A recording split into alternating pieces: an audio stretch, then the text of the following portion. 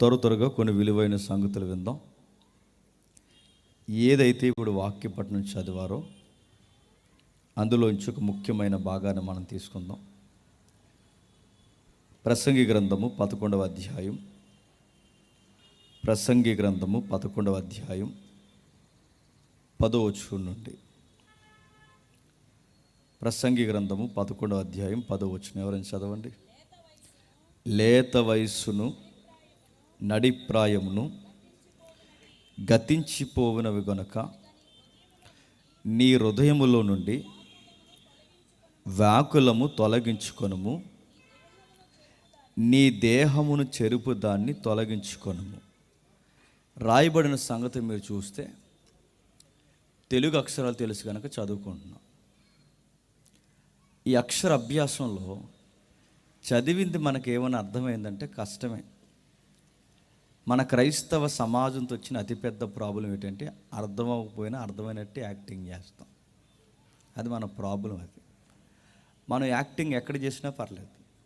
మీరు government employees అనుకోండి, మీరు ఉద్యోగానికి డొమ్మా కొట్టి టైం పాస్ చేసినా మీకు నెలకి 1వ తారీఖు శాలరీ వస్తుంది. మీరు ప్రైవేట్ సెక్టార్లో ఉన్నా మీకు సరైన నాలెడ్జ్ లేకపోయినా అక్కడ పని చేస్తున్నారు కనుక ఎంతో కొంత గ్రాస్ తగ్గించైనా మీకు శాలరీ ఇచ్చేస్తారు. ఎక్కడైనా యాక్టింగ్ చేయండి, నో ప్రాబ్లం. కానీ వాక్యం దగ్గర తెలుసు అంటే తెలుసు, తెలియదంటే తెలియదు. మన క్రైస్తవ సమాజం క్రిస్టియన్ టెర్మినాలజీకి అలవాటు పడింది కనుక వాడికగా బైబిల్ చదువుకోవడం మనకు అలవాటు అయిందే తప్ప అసలు అర్థాలు ఏంటో గాలికి వదిలేస్తాం. ప్రతి వచనానికి ఒక చరిత్ర, ప్రతి వచనాన్ని వెనకాల కొన్ని పరిస్థితులు, ప్రతి వచనం వెనకాల రైటర్ ఎవరైతే ఉన్నారో ఆయనకంటూ ఒక నడిపింపు ఉంటుంది. ఇవన్నీ పరిగణనలోకి తీసుకుంటేనే ఆ టెక్స్ట్లో నుంచి దేవుడు మనతో మాట్లాడడం స్టార్ట్ చేస్తాం. ఆ సందర్భాలన్నీ మనం గాలికి వదిలేసి తెలుగులో వస్తుంది. గుడ్డెద్దట చేలో పడిందట. గుడ్డెద్దు చేలో పడితే ఏమైంది? దానికి చాలా ఆకలి ఉంది. ఆకలికి తగిలట్టుగానే చక్కటి ఆహారం దాని కళ్ళ ముందు ఉంది. దానికి తినడం చేత కావట్లేదు. ఎందుకు? అది గుడ్డిది. ఆ బంగారం లాంటి చేను తొక్కుంటూ పోతూ దానికి తినడం చేత కావట్లేదు, అది గుడ్డిది కనుక. ఇది మీకు అర్థమైతే బంగారం లాంటి వాక్యం మన కళ్ళ ముందు ఉన్న మనం ఎందుకు చదవలేకపోతున్నాం తెలుసా? మన మనోనేత్రాలు గుడ్డితనం ఉన్నాయి కనుక. ఎలా అర్థం చేసుకోలేకపోతున్నారు? టెక్స్ట్ గాలికి వదిలేస్తున్నారు. ఉదాహరణ చెప్తాను వినండి. నేను చాలా దగ్గర చెప్పింది మీకు చెప్తాను వినండి. ఎలా గాలికి వదిలేస్తున్నారు, ఎలా గాలి ఒక సందర్భం ఉండదు. నేను ఇలా అంటున్నానని తప్పుగా ఏమనుకోకండి. పొరపాటు ఎక్కువ వాక్యాలకి ఎక్కడ జరుగుతుందంటే 31st నైట్ జరుగుతుంది. 31st నైట్ ఏం జరుగుద్ది? వాక్యాలు ఏం చేస్తారంటే లైసెన్స్ మాదిరి తీసుకుంటారు. వాగ్దానాలకు నేను వ్యతిరేకం కాదు, వాగ్దానం కార్డులు తీసుకోవద్దని నేను చెప్పట్లేదు. కానీ తీసుకున్న వాళ్ళు అసలు విషయాన్ని గాలికి వదిలేస్తారు. ఈ వాగ్దానం కార్డుల విషయంలో ఎప్పుడు లేనని భక్తులు 31st నైట్కి వస్తారు. చర్చ్ నిండిపోద్ది, టెంట్లు వేస్తారు, ఎక్స్ట్రా కుర్చీలు వేస్తారు. అది నైటు పైగా లవ్ ఫీస్ట్ ఉంటుంది, కక్క మొక్క డొక్క. ఆ లవ్ ఫీస్ట్ ఉంటుంది కనుక ఎప్పుడు రాని ఏడాది భక్తులు, పండగ భక్తులు అందరూ అప్పుడు వస్తారు. స్థానిక దైవజనులు కూడా చాలా బిజీగా ఉంటారు. ఎందుకంటే నైట్ భోజనాలు ఆయనే జాగ్రత్తగా అరేంజ్ చేయాలి, వచ్చిన పబ్లిక్ని రిసీవ్ చేసుకోవాలి, పాత వాళ్ళని కొత్త వాళ్ళని శాంతింప చేయాలి, అందరి కొరకు ప్రార్థన చేయాలి. దైవజనుడు చాలా బిజీగా ఉంటాడు. ఇలా బిజీగా ఉన్న పాస్టర్ గారు సరిగ్గా 12 దాటిన తర్వాత అందరికీ వాగ్దానం కార్డులు ఇస్తారు, స్థిరపరచడానికి, బలపరచడానికి. ఈ వాగ్దానం కార్డులు ఇస్తున్నప్పుడు ఒక పాస్టర్ గారు ఏం చేశారంటే ఆడవారు కార్డులు, మగవారు కార్డులు వేరు చేశారు. ఈ ఆడవారు కార్డులు, మగవారు కార్డులు వేరు చేసి నేను పగల మార్కెట్కి వెళ్ళాలి కదా, మరి సాయంత్రం భోజనాలు కదా, ఇవన్నీ రెడీ చేయడానికి బిజీగా ఉంటే ఈ కార్డులు రెడీ చేసిన తర్వాత చర్చిలో అడావుడిగా తిరిగే కుర్రోళ్ళు ఉంటారు, చేతుల్లో బైబిల్ ఉండవు. వీళ్ళు మాత్రం చర్చిలో యాక్టివ్ మెంబర్స్, కానీ చేతిలో బైబిల్ ఉండదు, వాడికి వాక్యం తెలియదు, మత్తయి సువార్తలో ఎన్ని అధ్యాయాలు ఉన్నాయో తెలియదు, కానీ యాక్టివ్ పర్సన్ చర్చిలో. వీళ్ళు అడావుడిగా తిరిగే కుర్రోడు ఎవడైతే ఉన్నాడో ఆయన పిలిచి, ఒరే నీకు సాయంత్రం వరకు పని అప్పగిస్తున్నాను, ఈ వాగ్దానం కార్డులు జాగ్రత్తగా ఉంచు, సాయంత్రం వచ్చిన తర్వాత అడుగుతానంటే. అలాగే పాస్టర్ గారు అన్నాడు. వీడి కంగారుడు కదా, ఈ కంగారుడు ఏం చేశాడంటే కలిపేశాడన్న సంగతి పాస్టర్ గారికి చెప్పాలి కదా, చెప్పలేదు. ఈ చెప్పకుండా ఎలా ఉన్న కార్డ్స్ అలా ఇచ్చేసినట్టు యాక్టింగ్ చేశాడు. పాస్టర్ గారికి ఆ ముక్క తెలీదు. పాస్టర్ గారు మగవారి ఆడవారి కలిసి అని తెలియక పాస్టర్ గారు కార్డులు పనిచేస్తున్నారు. అందులో ఒక మగపిల్లగాడి కార్డు ఇలా వచ్చింది. అందులో ఇలా రాయబడింది, వచ్చే ఏడాదికి గర్భవతి అవుతావని. అవుతాడాడు? చస్తాడు ఏదో అవుతాడా? మరి ఆ టెక్స్ట్ ఏంటి బాగా వినండి. ఇప్పుడు ఆ కార్డు తీసుకున్నాడు, దాన్ని ఏడాదికి దాన్ని ఎలా అప్లై చేసుకుంటాడు? దాన్నే సందర్భము అంటారు. అంటే ఇప్పుడు వచ్చే ఏడాదికి నువ్వు గర్భవతి అవుతావన్న వాక్యం ఎక్కడిది? ఆది కాండంలోనిది. ఎవరు చెప్తున్నారు? అబ్రహాముకి చెప్తున్నాడు. ఎందుకు చెప్తున్నాడు? శారమ్మకు బిడ్డ పుడుతుందని చెప్తున్నాడు. దీన్నే సందర్భము.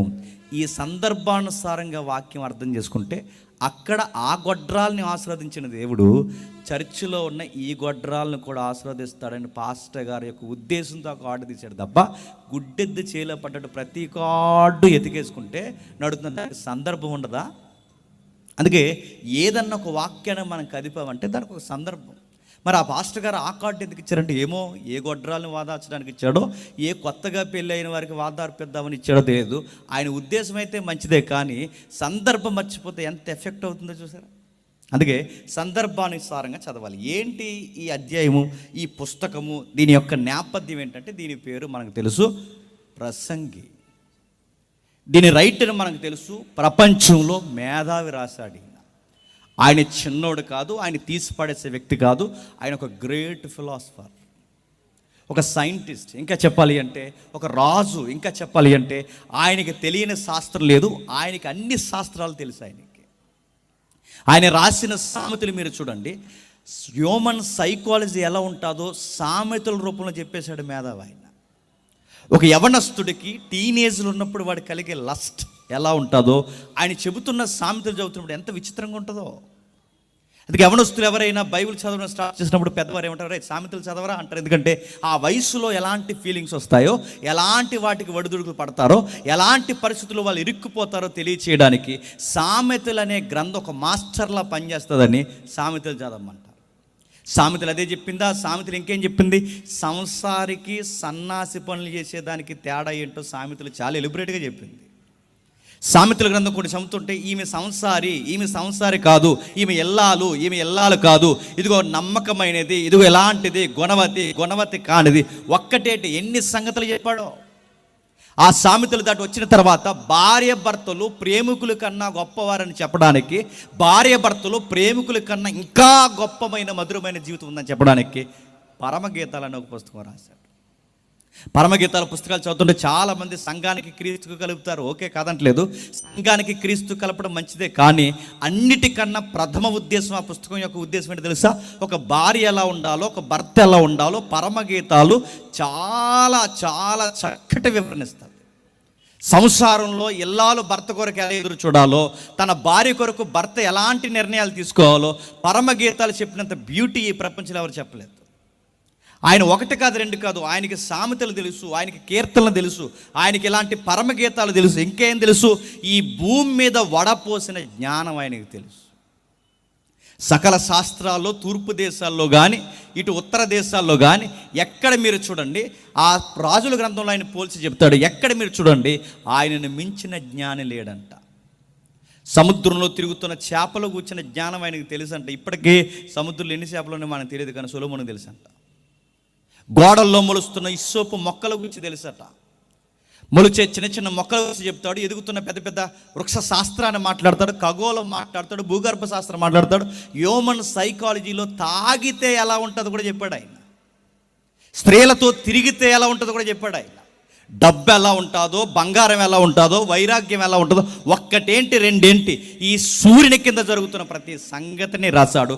గాయాలు పాలై జీవితంలో చాలా దెబ్బలు తిని రాసిన పుస్తకమే ప్రసంగి గ్రంథం. గుర్తుపెట్టుకో, ప్రసంగి గ్రంథం ఒక అనుభవంతో కూడిన పుస్తకం. అది ప్రసంగి గ్రంథం తన జీవితం యొక్క చిట్ట చివరి చర్మాంకమందు రాసిన పుస్తకం అది. అందులో ఎన్నో సత్యాలు రాశారు. ఆ సత్యాల్లో ఒకటి ఇప్పుడు మనం కదుపుతున్నాం. ఆయన అంటున్నాడు, లేత వయస్సును నడిప్రాయమును గతించిపోవును గనక నీ హృదయంలో నుండి వ్యాకులము తొలగించుకున్న డిప్రెషన్ తీసే. లైఫ్లో కొన్ని పేజీలు ఉంటాయట, లైఫ్లో కొన్ని టేజులు ఉంటాయట, లైఫ్లో కొన్ని ఈవెంట్స్ నీకు ఎదురైనప్పుడు ఇదే లైఫ్ అనిపిస్తుందట. కానీ సొలొమోను అంటున్నాడు, అది లైఫ్ కాదురా అయ్యా అని చెప్తున్నాడు. ఏం చెప్పాలనుకుంటున్నాడు సొలొమోను గారు? జీవితాన్ని దశల వారీగా విడదీస్తున్నాడు. చూడండి, జీవితాన్ని దశల వారీగా విడదీయడం అంటే జీవితం ఎన్ని భాగాలని మనం చదువుకుంటాం సోషల్ టెక్స్ట్ బుక్లో. 4: బాల్యము, యవ్వనము, నడిప్రాయము, చెప్పండి, వృద్ధాప్యము. సొలొమోను గారు భాగమేనండి. 4 భాగాలు చెప్పట్లేదు ఇక్కడ. జీవితం 4 భాగాలు: బాల్యము, యవ్వనము, నడిప్రాయము, వృద్ధాప్యం. సొలొమోను గారు నొక్కుతున్న వయసు ఏంటంటే బాల్యాన్ని ఆయన పరిగణలోకి తీసుకోలేదు, ఆయన వృద్ధాప్యాన్ని పరిగణలోకి తీసుకోలేదు. ఆయన పరిగణలోకి తీసుకున్న వయసు 2 ముఖ్యమైనవి. అవి పోతే మళ్ళీ రావంట. అదే లేత వయస్సు, నడిప్రాయం. ఒక్కసారి అవి పోయాయో మళ్ళీ నువ్వు ఏం చేయాలంటే లైఫ్లో ఇంపార్టెంట్ పేజెస్ ఏదన్నా ఉంది అంటే టీనేజ్, మిడిల్ ఏజ్. యవనస్తులు సదస్సు, నిజానికి ఇది ఇండోర్లో అయితే వేరేలా చెప్తుంది, ఇది అవుట్డోర్ కనుక కొన్ని కట్ చేస్తున్నాను, సెన్సార్లు ఏమనుకోకండి. ఏం చెప్పాలనుకుంటున్నాడు సొలొమోను గారు చెప్తున్నారు చూడండి. అసలు యవ్వన జీవితంలోకి రావాలంటే లైఫ్ ఎలా స్టార్ట్ అవుద్ది? చిన్న గ్రాఫ్ చెప్తాను వినండి. జీవితం, అందరి జీవితం బాల్యము రాజులాగా స్టార్ట్ అవుద్ది. స్టార్ట్ అవుదా? రాజరిక మాదిరి ఉంటుంది మన జీవితం. చిన్నప్పుడు పుడతాం, ఎంత బాగా పెంచుతారండి మనల్ని. డైపర్ ఆలే వేస్తారు, డైపర్ ఆలే తీస్తారు, ఆలే స్నానం చేస్తారు, ఆలే భోజనం పెడతారు, ఆలే నిద్రపుస్తారు. నా డైపర్ తీయండి అని మనం చెబుతామా? నాకు స్నానం చేయించని చెప్తామా? చిన్నపిల్లలు చూడండి, నచ్చినప్పుడు పడుకుంటారు, నచ్చినప్పుడు లేస్తారు, నచ్చినప్పుడు తింటారు, నచ్చకపోతే ఊసేస్తారు, నచ్చిన దగ్గర పోస్తారు, నచ్చిన దగ్గర కూర్చుంటారు, ఎలా పడితే అలా ఉంటారు. అది ఎలా ఉంటుంది తెలుసా? రాజుకు సాగినట్టు సాగుతుంది వాళ్ళకి. అందుకే బాల్యము రాయల్ లైఫ్ అంటారంటే రాజుగారు స్నానం చెయ్యరు, చెప్పండి, చేయిస్తారు. రాజుగారు భోజనం తినరు, చెప్పండి, తినిపిస్తారు. రాజుగారు బట్టలు వేసుకోరు, చెప్పండి, వేయిస్తారు. ఇదంతా ఏ వయసులో సాగుద్ది? బాల్యము. ఈ బాల్యం అలా సాగి బుడిబుడి నడకలు నడిచి చిన్న చిన్న మాటలు నేర్చి ఈ మనుషుడు అన్నవాడు ఆ చిన్న చిన్న మాటల్లో వాళ్ళ నాన్న అడుగుతాడు, ఏమనంటే నానా అంటాడు. ఏరా అంటే ఆ లారీ కొనే అన్నాడు అంట. ఆ లారీ కొనకపోతే ఇంటికి అంటే వాళ్ళ బాబు లారీ కొనేంత కెపాసిటీ ఉందా? ఆడికి అనవసరం. వాళ్ళ నాన్న సంపాదన ఎంత, గ్రాస్ ఎంత, ఆడికి అవేం అర్థం కాదు. ఆ బాల్యంలో వచ్చే మాటలు ఎలా ఉంటాయంటే ఇప్పుడు ఆడు అనుకున్నది జరగాలి, జరగకపోతే కింద పడి దొలుతాడు. ఇప్పుడు ఆడు ఏం చేస్తాడు? నాకు ఆ లారీ కొని అంటే ఎక్కడి నుంచి కొంటాడు నాని? భారత్ బెంజ్ 55 లక్షలు కొంటాడా? ఎక్కడి నుంచి తీసుకొచ్చి కొనగలడు? కొనలేడు. ఇప్పుడు ఏం చేస్తాడంటే వాళ్ళ నాన్న ఎగ్జాక్ట్గా లారీ కొనలేడు, కానీ ఓ ప్లాస్టిక్ లారీ కొని అందాక దీంతో ఆడుకో. ఆ లారీ కొంటాడు. తర్వాత ఇంకొక మంది ఎక్స్ట్రీమ్ కూరగాయలు ఉంటారు, నాన్న ఆ ఫ్లైట్ కొని అన్నాడట. వాళ్ళ బాబు ఫ్లైట్ కొనగలడా? ఆ ఫ్లైట్ కొనడాక నాన్న ఏం చేస్తాడంటే ఇది ఒక ప్లాస్టిక్ ఏమని కొడుతుంది, దీంతో ఆడుకొని. ఇలా సరదాగా గొంతమ కొరుగులతో జీవితం సాగుతుంటే ఆ బాల్యము దాటి పెట్టే మరొక అడుగే టీనేజ్, లేత వయసు అంటారు. ఈ టీనేజ్ ఎలా ఉంటుందంటే అదొక రెక్కలెస్ యాటిట్యూడ్ ఉంటుంది. ఓ పట్టాన ఏది చెప్పిన ఎక్కుదో. ఆ టీనేజ్ 13, 14, 16, 17, 18, 19, 20 టీ. ఈ టీ మీద ఉన్న వయసుని టీనేజ్ అంటారు. ఈ టీనేజ్లో ఉన్న వాళ్ళకి ఒక పట్టాన్ని చెప్పండి, ఎక్కుతుంది వాళ్ళకి. లింగు అని 10వ తరగతి పాస్ సరికి ఇలా మాట్లాడాలంటే ఉంటే చెప్పిన వాళ్ళకి ఏదైనా చెప్పండి, చెప్తే ఇలా అంటారు, ఒరే ఇది కాదురంటే మా తెలుసులే అంటారు. ఆ పిల్లకి చెప్పండి, ఆ 10వ తరగతి పాస్ అయినమ్మా, అది కాదమ్మా, ఆ బ్యాగ్ అక్కడ పడేసి 2 గిన్నెలు కడిగే రేపు పొద్దున 8 కన్నా పెళ్లి చేస్తే నిన్ను అనరు, మమ్మల్ని అంటారే, కాస్త పనులు నేర్చుకోవంటే లింగు అని కరోనాలో 10th పాస్ అయిపోయి ఈ పిల్ల అంటుంది. అది పాస్ అవ్వదు. పాస్ అయిపోయి ఈ పిల్ల ఏమంటుంది తెలుసా? నన్ను గిన్నెలు కడగమంటారా? సెట్ అంటారు. గిన్నెలు కడగదట. నేను అడుగుతున్నాను, 10వ తరగతి పాస్ అయితే వీళ్ళ డ్రెస్ కోడ్లు మారిపోతాయి, వీళ్ళ వయసు మారిపోతాయి, వీళ్ళ యాటిట్యూడ్ మారుతుంది. ముఖ్యంగా ఈ మొబైల్ కనుక ఆ ఏజ్లో మీరు ఇచ్చారో మీ పిల్లలకు కోరి మెడలో ఉరితాడేస్తున్నారని మాత్రం మర్చిపోకండి. ఈ వయసులో ఆ టీనేజ్లో మీ పిల్లలకి ఈ టచ్ ఫోన్లు ఇచ్చారు. నేను సీరియస్ చెప్తున్నాను, మీకు తెలియదు వాళ్ళు ఏమేమి వాడతారో, ఎంత జనరేషన్ ఎంత అప్డేట్గా ఉందో మీకు తెలియదు. ఒకవేళ వారు వాడుతున్నవి మీరు చదువుదామన్నా కోడ్ లాంగ్వేజ్ మీకు అర్థం కాదు. నేను చూసిన సొసైటీలో చూసిన కొన్ని విషయాలు చెబుతున్నాను. మీరు వాళ్ళు ఎంత అప్డేట్గా ఉన్నారో తెలుసా? వారు డైరెక్ట్గా ఇన్బాక్స్లోనో వాట్సాప్లోనో స్టార్టింగ్లు చేయరు. వాళ్ళకి ఎంత కుక్క తెలివితేటలు అంటే మీరు గమనించండి. ఒక వీడియో అంటే ఒక యూట్యూబ్ వీడియో ఓపెన్ చేసి ఆ వీడియో కింద కామెంట్లో స్టార్టింగ్ చేసుకుంటారంటే మీరు నమ్మగలరా? ఇది ఉపయోగించకండి, ఇదేదో బాగుందని. లైవ్ షాట్ జరుగుతున్న కొన్ని లైవ్ ఛానల్స్లో షార్ట్ చేసుకుంటారంటే మీరు నమ్మగలరా? ఆ ఏజ్లో వెళ్ళడంతో ఒక పట్టాన్ని చెప్తారు, చదవరంటే ఇంకా చాలా టైం ఉంది పరీక్షలు, మరి అది కాదురంటే వారు అందుకే చూడండి, వాళ్ళకు సెపరేట్ ఇమేజ్ కోరుకుంటారు. ఆ టీనేజ్లో వారు వేసుకునే బట్టలు కానీ మాటలు కానీ ఇలాంటి నలుగురిలో ఏదన్నా ఫంక్షన్కి వస్తే వాళ్ళు నడిచే నడక మారిపోద్ది. మీరు చూసారా? హీరో అనుకోవాలి, ఇప్పుడు ఆడే నడిచే నడక మారిపోద్ది. ఆడేసుకునే బట్టలు చూడండి, అందరిలాగా పద్ధతైన బట్టలు వేసుకోరు. సిరిగిపోయినవి, కిల్లి ఊసెత్తే ఉంటాయి చూసారా? అలాంటివి, అదో రకమైన మాసిపోయిన బట్ట, సిరిగిపోయినట్టుగా ఉండే దరిద్రపు బట్టలు. ఇవన్నీ ఎందుకంటే ఇప్పుడు ఆ నలుగురిలో గుర్తించాలి. వీడు ఏమనుకుంటే ఈ డ్రెస్ కూడా ఒక ప్రత్యేకం అనుకోవాలి, బొంద అనుకోవాలి. అలా అనుకుంటాడు ఆ వయసుకి. ఈ ఈదులో ఇలా బైక్ తోలుతున్నప్పుడు తినంగా తోలుతాడు అనుకుంటున్నారు, ఏం తినంగా తోడు, అలా తిప్పుతాడు, ఎలా తిప్పుతాడు. ఇప్పుడు ఈదులో ఎందుకు ఇలా తిప్పుతున్నావు, స్పైడర్ మ్యాన్ అనుకుంటాడు. కానీ ఆడు స్పైడర్ మ్యాన్ కాదు, ఎవడరా సన్నాసిగా ఇలా తోలుతున్నాడు అని అనుకుంటారన్న సంగతి ఆడికి తెలియదు. ఆ వయసులో వాడు బండి తోలే విధానం బాగోదు. ఫ్రంట్ వీల్ లేపుతాడు, బ్యాక్ వీల్ లేపుతాడు, జీరో కట్లు అంటాడు, అవంటాడు ఇవంటాడు. ఈ టీనేజ్లో చదువు ఎక్కదు, సరదా. ఈ సరదా జీవితం అలా సాగుతూ ఉంటే వీడు ఎంటర్ అవుద్దా? వీడి చదివే బాధ్యత ఎక్కుతుందా? వీడికి ఏదైనా పని వస్తుందా? ఏమీ రాదు. ఆ వయసులో ఏ చెప్పిన వీళ్ళకి బుర్రకెక్కదు. ఆ వయసు సబ్జెక్టులు ఉండిపోతాయి. 21లో దాటుతారు, 21 దాటి 22లోకి వస్తారు. 22 సంవత్సరాలు దాటి అంటే మగపిల్లగాడికి కానీ ఆడపిల్లకి కానీ డిగ్రీ అయిపోవాలి.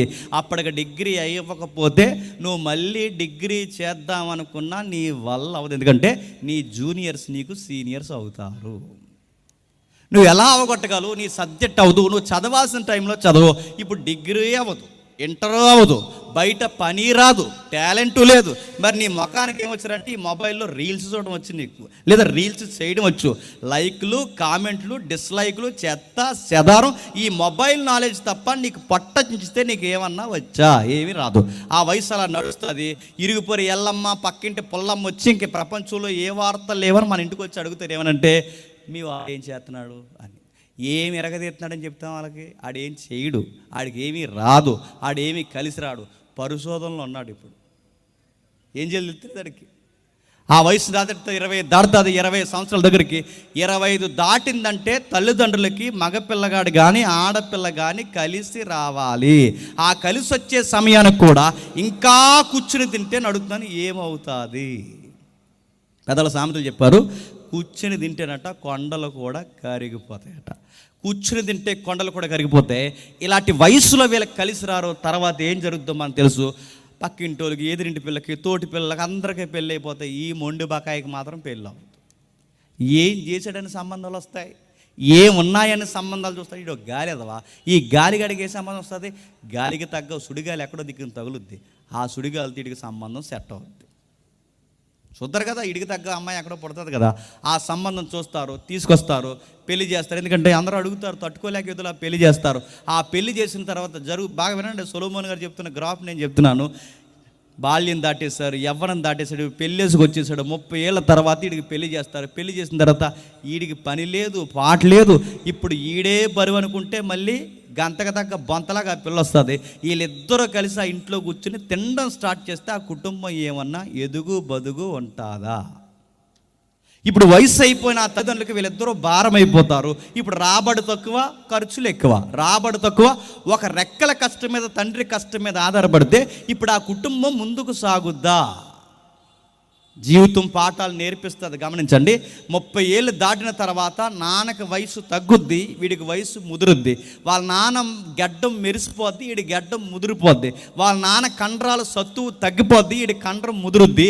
వాళ్ళ నాన్నకి కష్టపడే స్థాయి తగ్గిపోద్ది. వీడికి ఇప్పుడు జీవితం పాఠాలు నేర్పిస్తుంది. ఆ పాఠాలు ఏంటంటే వీడికి ఒక గుడ్ న్యూస్. ఆ గుడ్ న్యూస్ ఏంటంటే కంగ్రాచులేషన్స్ అంటారు. కంగ్రాచులేషన్, వీడికి ఒక బిడ్డ పుట్టాడు. మళ్ళీ ఇప్పుడు ఈడే దండకంటే వీడికి బిడ్డ. ఇప్పుడు ఈ బిడ్డ పుట్టినప్పుడు ఈడు దీన్ని ఎలా ఎక్స్ప్రెస్ చేయాలో తెలియదు. ఇప్పుడు ఎలా ఎక్స్ప్రెస్ చేస్తాడు? ఆ సినిమాలు చూసి, ఆ సీరియల్ చూసి, ఆ కథలు చదివి, ఇది చదివి కంగ్రాచులేషన్స్ ఎలా చెప్పాలో తెలియక వాళ్ళు చెప్పినట్టు ఈడు చెప్దాం అనుకుంటాడు. ఎలా చెప్తాడు? ఒకడు కొత్తగా చెప్పాలని చెప్పి కంగ్రాచులేషన్స్ చెప్పిన నర్సు గారిని ఎత్తేసుకున్నాడు. అలా ఆవిడ కంగారు అయిపోయింది మంచం మీద. ఇది ఎలా అంటే నన్ను ఎలా కంగ్రాచులేషన్ చెప్పాలి, ఎలా ఎక్స్ప్రెషన్ ఇవ్వాలి తెలియదు. లడ్డూలు తినిపించి, స్వీట్లు తినిపించి, బొడ్డాడు పుట్టాడు, ఎదుగుతాడు, అలా తిరుగుతాడు, ఇలా తిరుగుతాడు, అందులో ఇలా ఎడతాడు, ఇందులో ఎడతాడు, అలా తిరుగుతాడు, ఇలా తిరుగుతాడు. వీళ్ళ నాన్న రే అడుగుతాడు, రే అలా ఇలాగా వాళ్ళ నాన్న తిడుతుంటా, రే తిరక్కంటే ఆడింటాడా? నువ్వు ఒకటి ఇని ఎడితే ఆడు ఇందులో నీ డిఎన్ఏ ఆడికి వచ్చింది కనుక ఆడ మాట వినమన్నా వింట. ఇప్పుడు ఆడు వినగాక అలా పరిగెడతాడు, ఇలా రే కూర్చో రే అంటాడు. ఇలా తిరిగి ఆడు చిన్న చిన్న మాటలు మాటేసి అంటాడు. ఏట్రా వినాలి, చెప్పింది వినవేంటి, ఆడికి వెళ్ళొద్దనగా వెళ్తున్నావేంటి, అదేంటి ఇదేంటి అని అడిగితే అప్పుడు వాళ్ళ బావుకు తగ్గ కొడుకు కదా ఈడు అంటాడు, అదే ఎందుకంటే నా మాట వినాలి. అదే నీ మాట ఎందుకు వినాలి, నా మాట వినాలరా అంటాడు. అది ఎందుకు వినాలంటే మీ నాన్న కాబట్టి వినాలంటే అప్పుడు తిరిగేసి అంటాడు. నానైతే అంటాడు, అయ్యావు ఇంకంతే. ఇంకా నానైతే ఏంటి, ఇంకా ఆన్సర్ లేదు. వాడికి ఏమి నీతి నేర్పిస్తావు, వాడికి ఎథిక్స్ ఎలా చెబుతావు, వాడికి చెప్పలేవు. ఎందుకంటే నువ్వు కొడుగ్గా ఎలా ఉండాలో నువ్వు కొడుగ్గా ఉండే టైంలో ఉండలేకపోయావు కనుక నీకు కొడుకు పుట్టిన తర్వాత నీ ఎంటీ మైండ్తో నీ కొడుకు నువ్వేం చెబుతావు, నీ బొందా.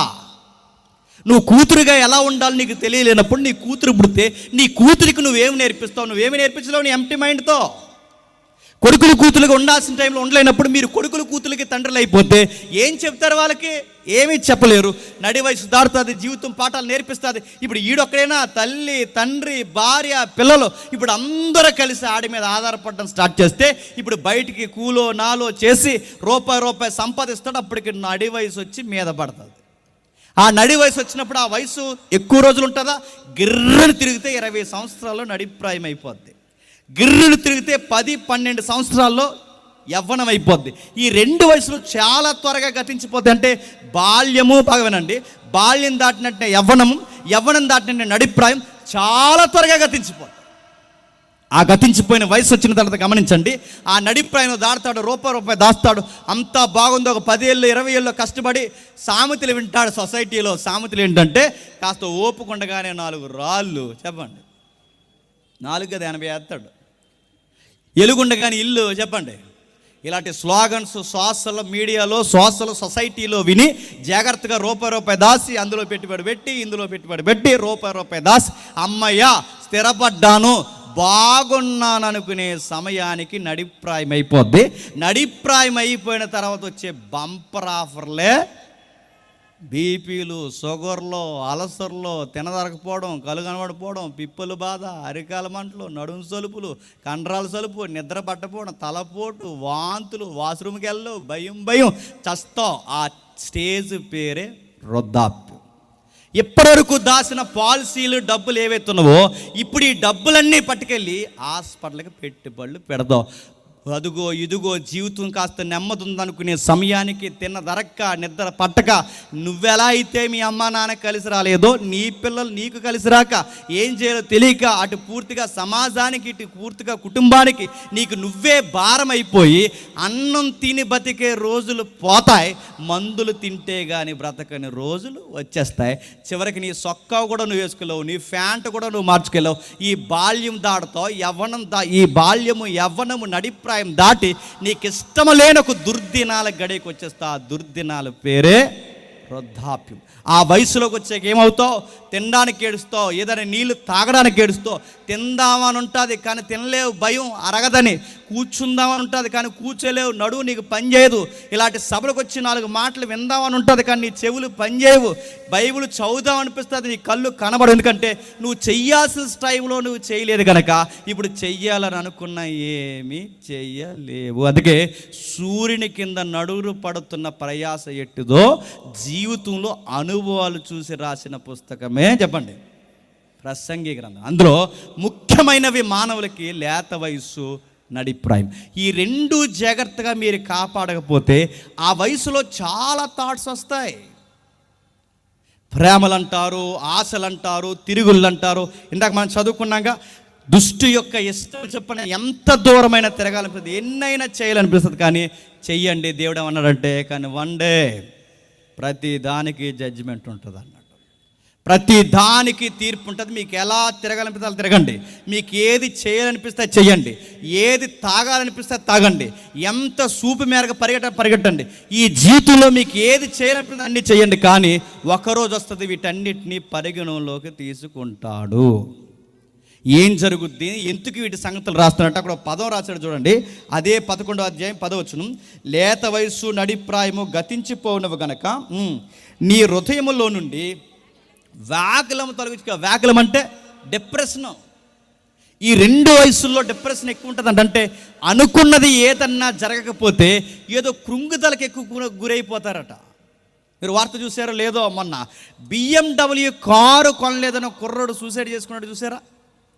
వీడికి BMW కారు ఎందుకు? వీడికి వెళ్ళే కాలేజీలో బిల్డప్లు ఇవ్వడానికి వీడికి BMW కారు కావాలట. వాళ్ళ నాన్న సంపేదనంతా ఈ కారు రేట్ ఎంత? BMW కారు కొనలేదని సూసైడ్ చేసుకున్నాడు. ఇంకా చెప్తాను, ఐఫోన్ కొనకపోతే కాలేజీకి పోనన్న వాళ్ళు ఉన్నారు. అనుకున్న బట్టలు కొనకపోతే చివరికి సూసైడ్కి రెడీ అయిపోయే పిల్లలు ఉన్నారు. మొబైల్కి ఎందుకు లాక్ వేశారని అడిగితే ముఖం కోపగించిన గదిలోకి పోయి తాళాలు వేసుకునే వాళ్ళు ఉన్నారు. లేరు? నేను అడుగుతున్నాను, ప్రతి దానికి వ్యాకులం. అలా చెయ్యొద్దంటే కోపం, ఇలా చెయ్యొద్దంటే కోపం, అక్కడ నిలబడొద్దంటే కోపం, ఇలా చెయ్యొద్దంటే ఒక్కటే రెండేటి. ఏది చెయ్యొద్దంటారో అది ఖచ్చితంగా చేస్తారు. ఒకవేళ అది చెయ్యొద్దన్నామే అనుకోండి, మనోవేగలం అంటే డిప్రెషన్ అంటే ఎత్తుకెళ్ళి అయిపోయి అన్నం తినరు, మాట్లాడరు, స్నానం చేయరు, ఆ గదిలో పోతారు, దుప్పలు కప్పేసుకుంటారు. గట్టిగా ఏమన్నామంటే ఫ్యాన్ అయిపోయి చూస్తారు. ఇంకేమనంటే మీకు దగ్గర కొంత గోదావరి, అక్కడ పోతారు. నడుతున్నాను, ప్రతి దానికి మనోవేకలం. దేనికి రా మనోవేకలం అంటే ఏదో ఒక మనిషి కావాలా, వస్తువు కావాలా, తిరుగుళ్ళు కావాలా, స్నేహితుల నీకు మంచి చెబుతుంటే ఆ టైంలో మంచి కూడా నీకు ఎలా కనబడుతుందో తెలుసా? ఆ వయసు అలాంటిది. ఈ బట్టలు వద్దురా, మంచి బట్టలు వేసుకుంటే ఆడికి ఆ బట్టలే కావాలంటాడు. ఈ వయసులో సొలొమోను గారు చెప్తున్నారు చూడండి, వీటి వలన నువ్వు మనోవేకలం తొలగించుకు. ఎందుకంటే వీటిని నీవు చెరుపుకోకపోతే వాటి వలన నీ దేహం చెరిగిపోతుంది. నీకు ఈ వయసులో ఇలాగ అనిపిస్తుంది, కానీ ఇప్పుడు అనిపించేవి రేపు అనిపించు, రేపు అనిపించేవి తర్వాత అనిపించు. ఇప్పుడున్న ఇష్టాలు రేపుండో, రేపున్న ఇష్టాలు తర్వాత ఉండో. ఇది జీవితంలో మారిపోయి ఇష్టాల ప్రణాళిక. ఇది నీకు అర్థం కావాలని సొలొమోను గారు చెప్తున్నారు. అది ఎలా అర్థం చేసుకోవాలో తెలియాలంటే ఒక్కసారి 3వ అధ్యాయంకి రండి. ఇదే ప్రసంగి గ్రంథం 3వ అధ్యాయం, త్వరగా 3వ అధ్యాయం, ఇదే ప్రసంగి గ్రంథం 3వ అధ్యాయం 1వ వచనం చూడండి. ఇదే ప్రసంగి గ్రంథం 3వ అధ్యాయం 1వ వచనం. ప్రతి దానికి సమయము కలదు, ఆకాశము క్రింద ప్రతి ప్రయత్నానికి సమయము కలదు. పుట్టుటకు, చచ్చుటకు, నాటుటకు, నాటబడిన దాన్ని పెరికివేయుటకు, చంపుటకు, బాగు చేయుటకు, పడగొట్టుటకు, కుట్టుటకు, ఏడ్చుటకు, నవ్వుటకు, దుఃఖించుటకు, నాట్యమాడుటకు, రాళ్లను పారవేయుటకు, కుప్ప వేయుటకు, కౌగిలించుకొనుటకు, మానుటకు, ఎతుకుటకు, పోగొట్టుకొనుటకు, దాచుకొనుటకు, పారవేయుటకు, చింపుటకు, కుట్టుటకు, మౌనంగా ఉండుటకు, మాట్లాడుటకు, ప్రేమించుటకు, దేశించుటకు, యుద్ధం చేయుటకు, సమాధాన పడుటకు. 1వ వచనం. ప్రతి దానికి, ఇప్పుడు చెప్పండి, ప్రతి దానికి సమయం అంటే ఈ సమయంలో ఉన్న ఇష్టాలేమో ఆ సమయంలో ఉండవట, ఆ సమయంలో ఉన్న ఇష్టాలేమో చెప్పండి. మీకు అర్థమైతే నాకు అర్థమైంది, చెప్తానండి. ఏం చెప్తున్నాడు, ఏం చెప్పాలనుకుంటున్నాడంటే బాల్యంలో ఉన్న ఇష్టాలేమో యవ్వనంలో ఉండవట, యవ్వనంలో ఉన్న ఇష్టాలేమో నడిప్రాయంలో ఉండవట, నడిప్రాయంలో ఉన్న ఇష్టాలేమో చెప్పండి వృద్ధాప్యంలో ఉండవట. అంటే ఏ సమయానికి సంబంధించిన ఆ ఇష్టాలు ఉంటాయి, దాని కొరకు నువ్వు డిప్రెషన్లోకి పోయి నీ లైఫ్ పాడు చేసుకోకు.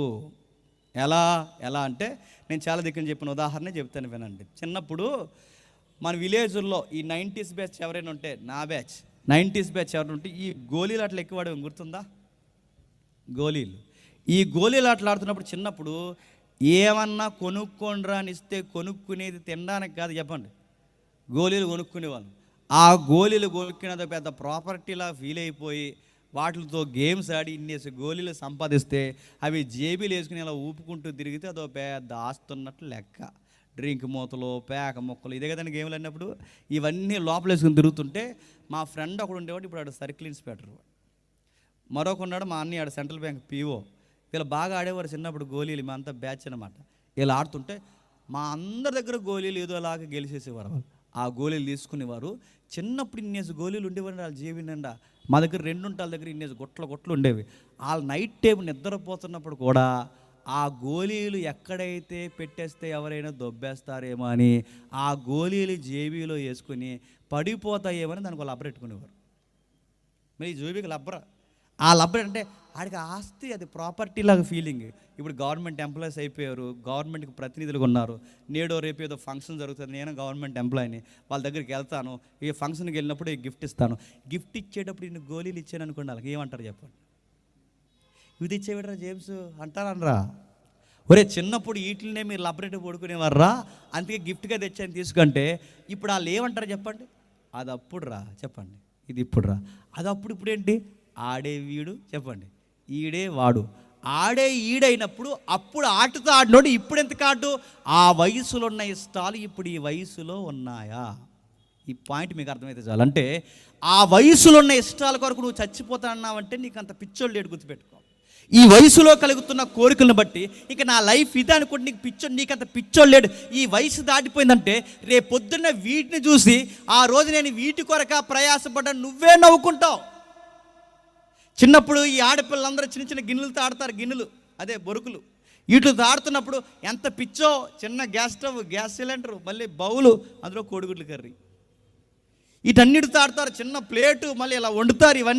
అవన్నీ కవర్లు వేసుకున్నారు, తల దగ్గర పడుకునేవారు. మా అక్క ఉండేది ఇప్పుడు పీజీలు, వాళ్ళకి పీజీలు కూడా చదివేశారు. వాళ్ళందరూ అయిపోయారు. మా అత్తాలు బాగా ఆడేవారిని అడుగుతున్నాను. వాళ్ళకి పెళ్ళి అయిన తర్వాత పెళ్ళి అయ్యి వెళ్ళేటప్పుడు వాళ్ళకి సారి చిన్న గ్యాస్ సిలిండర్, గ్యాస్ స్టవ్ ఇచ్చామనుకోండి, ఏమంటారండి? ఏడు జేమ్స్ చేస్తున్నావు అంటారా? మరి ఆటతోనే ఆడేదానివే తీసుకుంటే ఏమంటారు చెప్పండి? అది అప్పుడు రా, ఇది ఇప్పుడు రా. ఆ మనిషి ఈ మనిషిగా ఎందుకు తీసుకోదంటే అప్పుడున్న ఇష్టాలు ఎదిగిన తర్వాత ఏమైపోయి చెప్పండి? మారిపోయాయి. ఆ ఇష్టాలను ఇప్పుడు చూస్తే ఏమవుతుంది? నవ్వు వస్తుంది. ఇది మీకు అర్థమైతే టీనేజ్లో ఉన్నవారు, యంగేజ్లో ఉన్నవారికి ఇది లేకపోతే లైఫ్ లేదనిపిస్తుంది. కానీ ఒక్కసారి ఆ పేజ్ దాటేసావచ్చ, వీటి కోసమా ఇన్ని రోజులు నా టైం వేస్ట్ చేశాను నీకే అనిపిస్తుంది. మాస్ ఎగ్జాంపుల్ చెప్తాను, ఎందుకన్నా నన్ను వివరంగా అడగండి. ఇండోర్లో అయితే గట్టిగా చెప్తున్నాను, ఇది అవుట్డోర్ కనుక చెప్పలేకపోతున్నాను. మాస్ ఎగ్జాంపుల్ గుర్తుపెట్టుకోండి. ఏదన్నా దగ్గరికి రానంత వరకేనండి ఆశ. ఎప్పుడు విమానం ఎక్కలేదు అనుకోండి, ఎప్పుడు ఎక్కుతానా అనిపిస్తుంది. ఎప్పుడు హైటెక్ బస్సు ఎక్కలేదు అనుకోండి, ఎప్పుడు ఎక్కుతానా అనిపిస్తుంది. ఒక్కసారి విమానం ఎక్కిన తర్వాత పడలేదు అనుకోండి, తలపోటు, మోసం తప్ప ఇంకేం ఉండదు. ఎప్పుడు బస్సు ఎక్కడవాడు బస్సు ఎక్కడనుకున్న తలపోటు. ఇది మీకు అర్థమైతే ఏ వస్తువు అయినా వ్యక్తి అయినా దగ్గరికి రానంత వరకే. దగ్గరకు వచ్చేసిన తర్వాత నీకేడు చెప్పనా? తలపోటు. మళ్ళీ చెప్తున్నా. తర్వాత నీకు అర్థం, వీటి కోసమా నేను నేర్చానంటే వాటి కోసమే. ఈ రాజమండ్రి పార్కుల్లో, గోదావరి గొట్టల దగ్గర కూర్చుని ప్రేమ జంటలు ఏం మాట్లాడుకుంటా చెప్పనా? నేను నీ కోసమే పుట్టా, నువ్వు నా కోసమే పుట్టావు. నువ్వు ఆ ఈదులోంచి వెళ్తున్నప్పుడు నాకు ఎంత సలేసేది తెలుసా? చెప్తాడు వీడు. పగల ఉండేది కాదు, ఎండలాగా ఉండేది కాదు, నాకు ఎలా ఉండదు నాకే తెలిసేది కాదు. నా లైఫ్ పర్పస్ నువ్వు కనబడితే కానీ నాకు అర్థం కాలేదు. నువ్వు వెళ్తున్నప్పుడు ట్రాన్స్ఫారం పేలిపోయింది, పువ్వులేమో వాలిపోతున్నాయి, కవిత్వాలు ఇవన్నీ. చంద్రుడు కూడా సిగ్గుపడిపోతున్నాడు ఈవిని చూసి. ఇలాంటి కవిత్వాలన్నీ చెప్తాడు, రకరకాలు చెప్తాడు. పార్కులో కూర్చుని ఏమంటారు చెప్పనా? నువ్వు లేకపోతే నేను ఉండలేను, నువ్వు లేకపోతే నేను ఉండలేను, నీకోసమే నేను పుట్టాను, నువ్వు లేకపోతే నేను ఉండలేనని ఈ పోటుగాడే పెళ్ళి అయిన తర్వాత అంటాడు, ఏ ఇంట్లో ఉంటే నువ్వే ఉండవు తెలుసుకో అంటాడు. నేను లేకపోతే నేను ఉండలేనని వీడే ఆఫ్టర్ 3 years తర్వాత ఏమంటాడు చెప్పండి? 3 years వద్దు, ఆఫ్టర్ 6 months తర్వాత ఏమంటాడు? ఉంటే ఇంట్లో నువ్వైనా ఉండాలి. హ్యూమన్ నాలెడ్జ్ ఎప్పుడు అలా ఉంటుంది, గుర్తుపెట్టుకో. మనిషి యొక్క జ్ఞాన పరిధి దగ్గరికి రానంత వరకే. సొలొమోను ఏం చెప్తున్నాడు తెలుసా? ప్రేమించేటప్పుడు ద్వేషం ఉండదు, దేశించేటప్పుడు ప్రేమ ఉండదు. ఆ సమయంలో ఉన్న ఇష్టాలు ఈ సమయంలో ఉండవు, ఈ సమయంలో ఉన్న ఇష్టాలు ఆ సమయంలో. ఇదే జీవితం అనుకోకు, వ్యక్తులే జీవితం అనుకోకు, సరదాలే జీవితం అనుకోకు. జీవితం అంటే వీటి వెనకాల పరిగెట్టడం జీవితం కాదు. నీ జీవిత సత్యం నీకు తెలియకపోతే ఈ విలువైన సమయం ఒక్కసారి అయిపోయిందో మళ్ళీ రమ్మన్నా రాదు. చదువుకునే టైంలో చదువుకో, దేవుని కోసం ఏదన్నా చేయాల్సిన టైంలో చెయ్యి. ఒక్కసారి ఆ పేజీ దాటిపోయిందో మళ్ళీ నువ్వు ఏం చెయ్యాలనుకున్నా చెయ్యలేవు. సంపాదించే టైంలో సంపాదించు, సుఖపడే టైంలో సుఖపడు. ఏ టైంలో జరగాల్సింది ఆ టైంకి జరిగించలేదో నీ జీవితాన్ని నువ్వే మూసేసుకుంటావు. సొలొమోను గారు చాలా స్పష్టంగా చెప్తున్నారు. ఎందుకు ఎంత అనుభవంతో ఆయన ఎలా చెప్పగలుగుతున్నాడంటే ఆయన జీవితంలో ఆ గాయం తగిలింది కనుక. జీవితంలో ఆ గాయం తగిలిందంటే తగిలింది ఆయనకి. ఎక్కడ తగిలిందో ఒక అనుభవం ఉంది ఆయనకి. సూర్యుని కింద నరులు పడుతున్న ప్రయాసలో ఆయన పడిన ప్రయాస చాలా పెద్దది. అందులో ఒకటి రాస్తున్నాడు చూడండి, ఒక అనుభవం. ఒక్కసారి మొదటి రాజుల గ్రంథం రండి త్వరగా. మొదటి రాజుల గ్రంథం త్వరగా ముగిద్దాం. మొదటి రాజుల గ్రంథం 10వ అధ్యాయం. మొదటి రాజుల గ్రంథం 10వ అధ్యాయం 14 వచనం నుండి. మొదటి రాజుల గ్రంథం 10వ అధ్యాయం 14 వచనం నుండి. ఏటేటా సొలొమోనుకొచ్చు బంగారము 332 మణుగుల ఎత్తు, ఇదియుగాక గంధవర్గములు మొదలైనవి వర్తకుల యొద్ద నుండి, అరేబియల రాజుల యొద్ద నుండి, దేశ అధికారుల యొద్ద నుండి అతనికి చాలా వచ్చుచుండును. రాజు అయిన సొలొమోను సుత్తుతో కొట్టిన బంగారంతో అలుగులు గల 200 డాళ్ళు చేయించను. డాలు ఒక్కొక్కటికి 600 తులముల ఎత్తు బంగారం ఉండేను. బాగా వినాలి. ఓ గుండె అయిన అడ్వర్టైజ్మెంట్ ఎత్తాడు బంగారం కోసం. అందులో గ్రేట్ స్లోగన్ చెప్పాడు, మంచిదే. ఆ గ్రేట్ స్లోగన్ ఏంటంటే డబ్బులు ఊరకే రావని. క్వైట్ ఆపోజిట్ స్టేట్మెంట్ ఏంటి చెప్పిన, డబ్బులు ఊరకే రావని బంగారం అమ్ముకుని ఆయన చెప్తున్నాడు. రివర్స్ స్టేట్మెంట్ ఏంటంటే డబ్బులు ఊరకే వస్తాయి లేదో నాకు తెలియదు కానీ కింగ్ సాల్మన్ కంట బంగారం చెప్పండి ఊరకే వచ్చిందంట. అరేబియా రాజులు టన్నులు బంగారం తెచ్చి సొలొమోను కాలం ముందు పోసారంట. దేశ అధికారులు బంగారం తెచ్చిపోసారట. ఈయనకి ఎంత బంగారం ఎక్కువైపోయిందంటే, బంగారం ఎక్కువైపోయింది కనుకే ఆయన బంగారంతో ఏం చేయించాడంటే డాళ్ళు అంటే బాణాలేస్తే బాణం తగలకుండా అడ్డు పెట్టుకునే ఒక వస్తువునే డాల్ అంటారు. అంటే ఎంత ఎక్కువైపోతే బంగారంతో డాళ్ళు చేయిస్తాడండి. ఎంత బంగారం ఎక్కువైపోయింది. ఎంతకీ లిస్ట్ అంతా చెప్తున్నాడు, ఇంకా కింద చెప్తాడు చూడండి. మరియు సుత్తుతో కొట్టిన బంగారంతో అతను 300 కేడములు చేయించును. కేడెం ఒక్కొక్కటికి 300 బంగారపు తులములు ఎత్తున బంగారం అంటే మీరు బాగా వినండి. ఏం చెప్తున్నాడు? సుత్తుతో కొట్టిన బంగారం అంటే నెంబర్ 1 గోల్డ్ అని. బిస్కెట్ బంగారం వేరు చెప్పండి, చేత బంగారం వేరు. బిస్కెట్ బంగారం అంట వస్తువులు చేసుకోవడానికి పనిచేయదట, వస్తువులు చేసుకునే బంగారం అంట బిస్కెట్ బంగారంగా పనిచేయదంట. అంటే ఇక్కడ 2 రకాల బంగారాలు ఉన్నాయని చెప్తున్నాడు చూడు. సుత్తుతో కొట్టిన బంగారం, సుత్తుతో కొట్టిన బంగారం. అంటే సుత్తుతో కొట్టే బంగారం అంటే సాగేదంటే గిరాకీలో ఉండే బంగారం అని. ఈ బంగారం అంతా ఎక్కడి నుంచి వస్తుంది? అరబీ అంటే గల్ఫ్ అబ్బు. ఇప్పుడు చెప్తారుగా మన వాళ్ళు ఎక్కడి నుంచి వెళ్ళి కువైట్ నుంచి తెస్తారు, కువైట్ బంగారం, దుబాయ్ బంగారం అని. ఆ కువైట్ బంగారం చాలా రేటు, నెంబర్ 1 గోల్డ్ అంటారు కదా. ఆ కువైట్ బంగారాన్నే అరబ్ బంగారం అంటారు, అరేబియా రాజుల బంగారం. ఇలాంటి నెంబర్ 1 గోల్డ్ తెచ్చి సొలొమోను గారి దగ్గర చేస్తే ఏం చేస్తున్నాడు ఆయన? మరియు రాజు దంతము చేత పెద్ద సింహాసనం చేయించి సువర్ణము చేత దాన్ని పొడిగించిన. దంతం అంటే ఈ మధ్య ఒక అడ్వర్టైజ్మెంట్ అవుతుంది. ఒక ఆవిడ మైక్ ఎట్టుకుని వచ్చేస్తుంది వార్తలు చూస్తున్నప్పుడు. ఇలా మైక్ ఎట్టుకుని వచ్చి టపాలమైన గ్లాస్ పక్కలు కొట్టేసి ఇలా లోపలికి వచ్చి మొహం కడుక్కునే దగ్గర నిలబడి, మీ టూత్పేస్ట్లో ఉప్పు ఉందా అని అడిగింది. టూత్పేస్ట్లో ఉప్పు ఉందా? పళ్ళకి మాత్రం పాస్ ఉంది. నేను అడుగుతున్నా, టూత్పేస్ట్లో ఉప్పు ఉందా, కారం ఉందా, లవంగాలు ఉన్నాయి, ఇవన్నీ వీళ్ళకి ఎందుకండి నడుతున్నాను. టూత్పేస్ట్లో ఉప్పు ఉందండి. ఇప్పుడు దంతాలని కానీ పాసి దంతాలు అనుకోకండి. ఇక్కడ దంతాలు అంటే చెప్పినా ఏనుగు దంతాలు. దంతాలు చేత అంటే ఏనుగు దంతాలు అంటే ఆ రోజుల్లోనే ఏనుగు దంతం చేత సింహాసనాలు చేయించడమే కాదు, సెంటర్ ఆఫ్ అట్రాక్షన్ ఉండడానికంట వాటికి పై పొదుగు బంగారాన్ని వేసాడంట. మామూలుడు కాదండి ఈయన. ఇంకా చూడండి కింద చెప్తాడు, పెద్ద సింహాసనం చేయించి సువర్ణంతో దాన్ని పొదిగించను.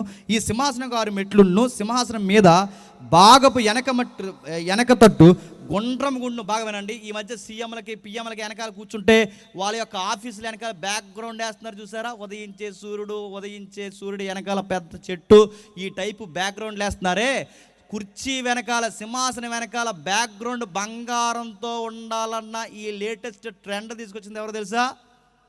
King salmon. గుర్తుపెట్టుకో, వీళ్ళు ఒరిజినల్ బంగారం కాదు, బంగారం లాంటి రంగేస్తారు. సొలొమోను నిజంగానే ఒరిజినల్ బంగారంతో బ్యాక్గ్రౌండ్ వేయించాడంటే రాయల్టీ అంటే ఎలా ఉంటుందో బెంచ్ మార్క్ లాంటి ఒక డెమో చూపించింది ఎవరంటే ఆ రోజుల్లో సొలొమోనే.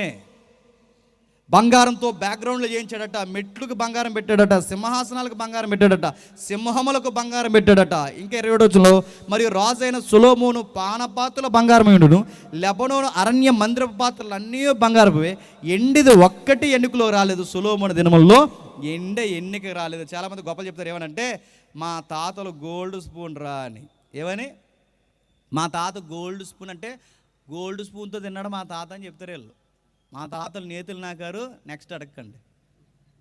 మా తాతలు గోల్డ్ స్పూన్ అన్నారట. అడుగుతాను, మీ తాత స్పూనే గోల్డ్ ఏమో, ఇక్కడ సులోము ఉంది, స్నానం చేసే డొక్కు gold, bucket gold, plate gold, కుర్చీ గోల్డ్, మెట్టు గోల్డ్, ఊతకర గోల్డ్, డాలు గోల్డ్, గంత గోల్డ్. స్పూన్కి ఇంత బిల్డప్ ఇస్తే సులోమోన్ గారికి మొత్తం గోల్డ్.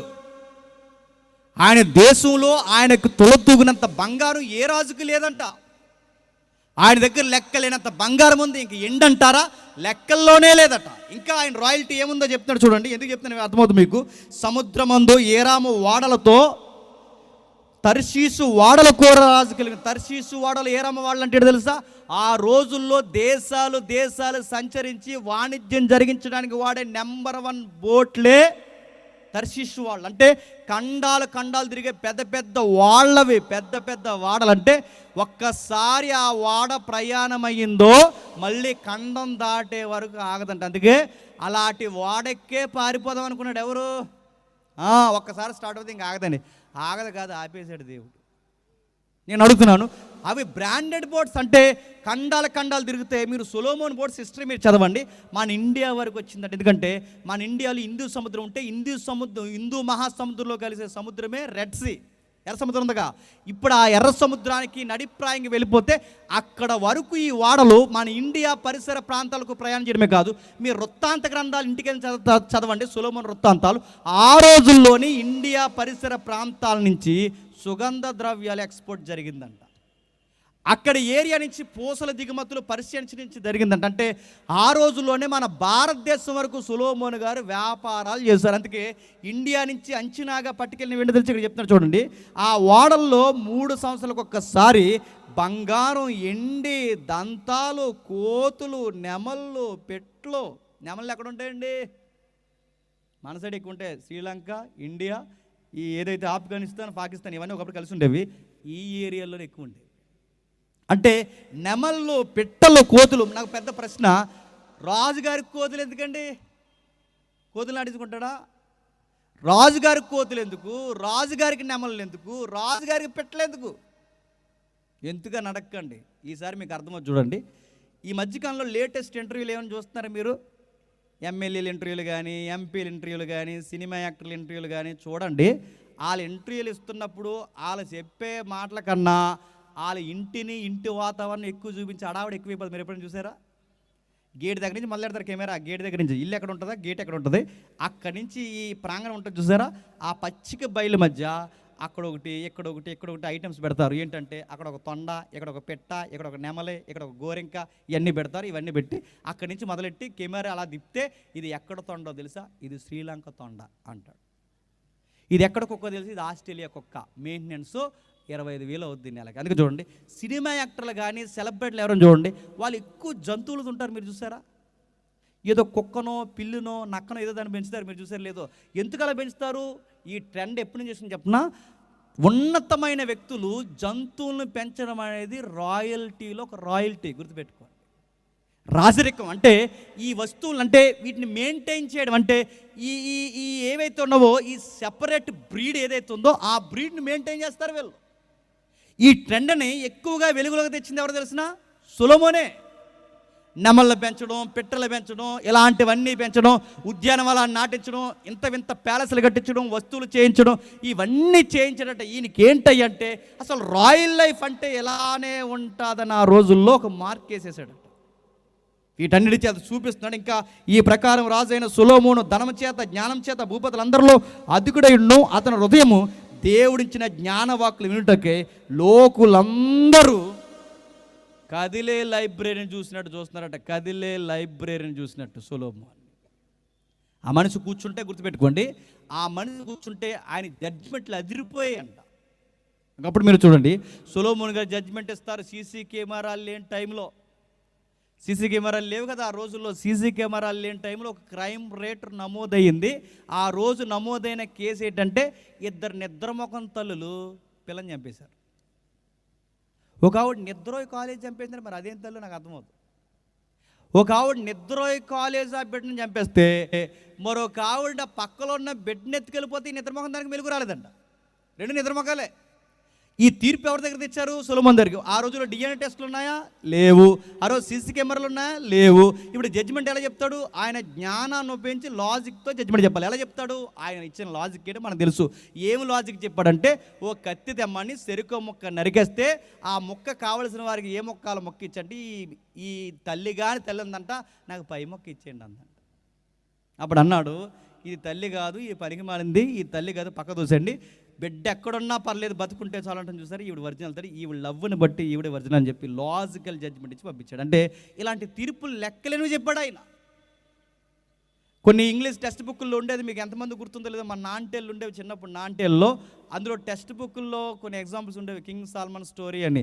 అందులో ఎగ్జాంపుల్స్ ఎలా ఉండేవంటే, ఆ రోజుల్లోనట సొలొమోను గారిని టెస్ట్ చేయడానికి సేవదేశ ప్రాణులు ఎలాంటి ఇరుగు పొరుగు వాళ్ళు చూస్తారా, ఆయన జ్ఞానానికే పరీక్ష పెట్టడానికి కొన్ని క్వశ్చన్లు, కొన్ని ప్రాక్టికల్స్ తెచ్చి ఆయన ముందు పెడితే సొలొమోను గారికి ఒక పరీక్ష పెట్టారు. ఆ పరీక్ష ఏంటంటే 5 ఆడవాళ్ళు 5 మగవాళ్ళు సేమ్ ఒకేలాగా రెడీ అయ్యి తీసుకొచ్చారు. 5 ఆడవారిని, అది అందరూ ఆడవాళ్ళ వేసంలో ఉన్నారు. అందులో ఒరిజినల్ 5 ఆడవాళ్ళు ఉన్నారు, డూప్లికేట్ 5 మగవాళ్ళు ఉన్నారు. ఆడవాళ్ళు మగవాళ్ళు కలిసి అందరూ ఆడవాళ్ళకి వస్తే సొలొమోను గారికి ఇందులో టచ్ చేయకుండా, దగ్గరకు రాకుండా, వాళ్ళ దగ్గరలో నిలబడకుండా సింహాసనం మీద కూర్చున్న మీరు ఇందులో ఆడవారు ఎవరో మగవారు ఎవరో చెప్పండి సొలొమోను అన్నాడట. వీళ్ళందరిని వెళ్ళి కాళ్ళు కడుక్కుంటూ అమ్మన్నాడట. ఆ కాళ్ళు కడుక్కుని అక్కడి నుంచి వెళ్ళి నడిచి వచ్చే టయానికి ఈ 5 ఆడవాళ్ళు, ఈ 5 మగవాళ్ళు అని చెప్పాడట. ఎలా చెప్పాడు? నడకబట్టి చెప్పాడు అంటున్నారా? కాదు. ఎలా చెప్పాడు చెప్పనా? వాళ్ళ నీళ్లు వాడే వాటం బట్టి చెప్పారు. ఆడవాళ్ళు పొదుపుగా వాడతారు, మగోడు బకెట్ వేసుకుంటాడు మీద. ఆ వాడే విధానం చూసి వీళ్ళ 5 మగోళ్ళు చెప్పండి, ఈ 5 ఆడవాళ్ళు. సొలొమోను గారు ఇలాంటి జడ్జిమెంట్లు ఎన్ని ఉన్నాయో. ఇంకో ఉదాహరణ చెప్తాను వినండి. సొలొమోను గారి దగ్గర డూప్లికేట్ రోజా తెచ్చారట, ఒరిజినల్ రోజా తెచ్చారట. టచ్ చేయకుండా, స్మెల్ చూడకుండా, ఇందులో ఒరిజినల్ రోజా ఏదో చెప్పండి, డూప్లికేట్ ఏదో చెప్పండి అంటే, సింహాసనం మీద కూర్చున్న సొలొమోను గారు అన్నారట, ఎవరున్నారు అక్కడ టక పిలిస్తే ఇండోస్ ఓపెన్ చేయండి అంటే, ఆయన ప్యాలెస్ పక్కన ఎప్పుడు ఉద్యానవనాలు ఉంటాయి. 2వ అధ్యాయంలో రాస్తారు, ఇంటికి వెళ్ళి చదవండి. ఆ ఉద్యానవనం చుట్టూ తుమ్మెదలు ఉంటాయి. ఆ తుమ్మెదలో ఒక తుమ్మెది ఇలా ఎగురుతూ వచ్చి ఒరిజినల్ రోజా మీద ఆలింది, డూప్లికేట్ రోజా మీద ఆలదట. అప్పుడు దాన్ని చూసి అన్నాడు, ఇది ఒరిజినల్, డూప్లికేట్ అనగానే ఆశ్చర్యపోయారంట. ఇలాంటి లాజిక్స్ ఎన్నో ఉన్నాయి ఆయనకి. ఇలాంటి జ్ఞానం వినడానికి, చూడడానికి. ఆయన్ని చూసి కొంతమంది ఫ్యాన్స్ అయిపోయారు. అందులో ఫ్యాన్ అయిపోయిన బిగ్ ఫ్యాన్ ఎవరంటే సేవదేశపు రాణి. ఆవిడ ఏమంటుందంటే, అయ్యా అసలు నాకు అవకాశం లేదు కానీ మీ ఇంట్లో పని మనిషి కొంటుపోతే బాగుంటుంది. ఆవిడ చూసారా, ఆవిడ అంటది కదా, మీ ఇంట్లో వంట చేసుకుంటూ, మీకు పాత్రలు అందించుకుంటూ, ఆ భోజనం వాళ్ళ దగ్గర నా లైఫ్ అంతా గడిపేది బాగుండంటే, రాణి గారు ఆయన చూసి ఫిదా అయిపోయిందంటే మనిషి ఎలా ఉండాలి మీకు అర్థం అవ్వాలి.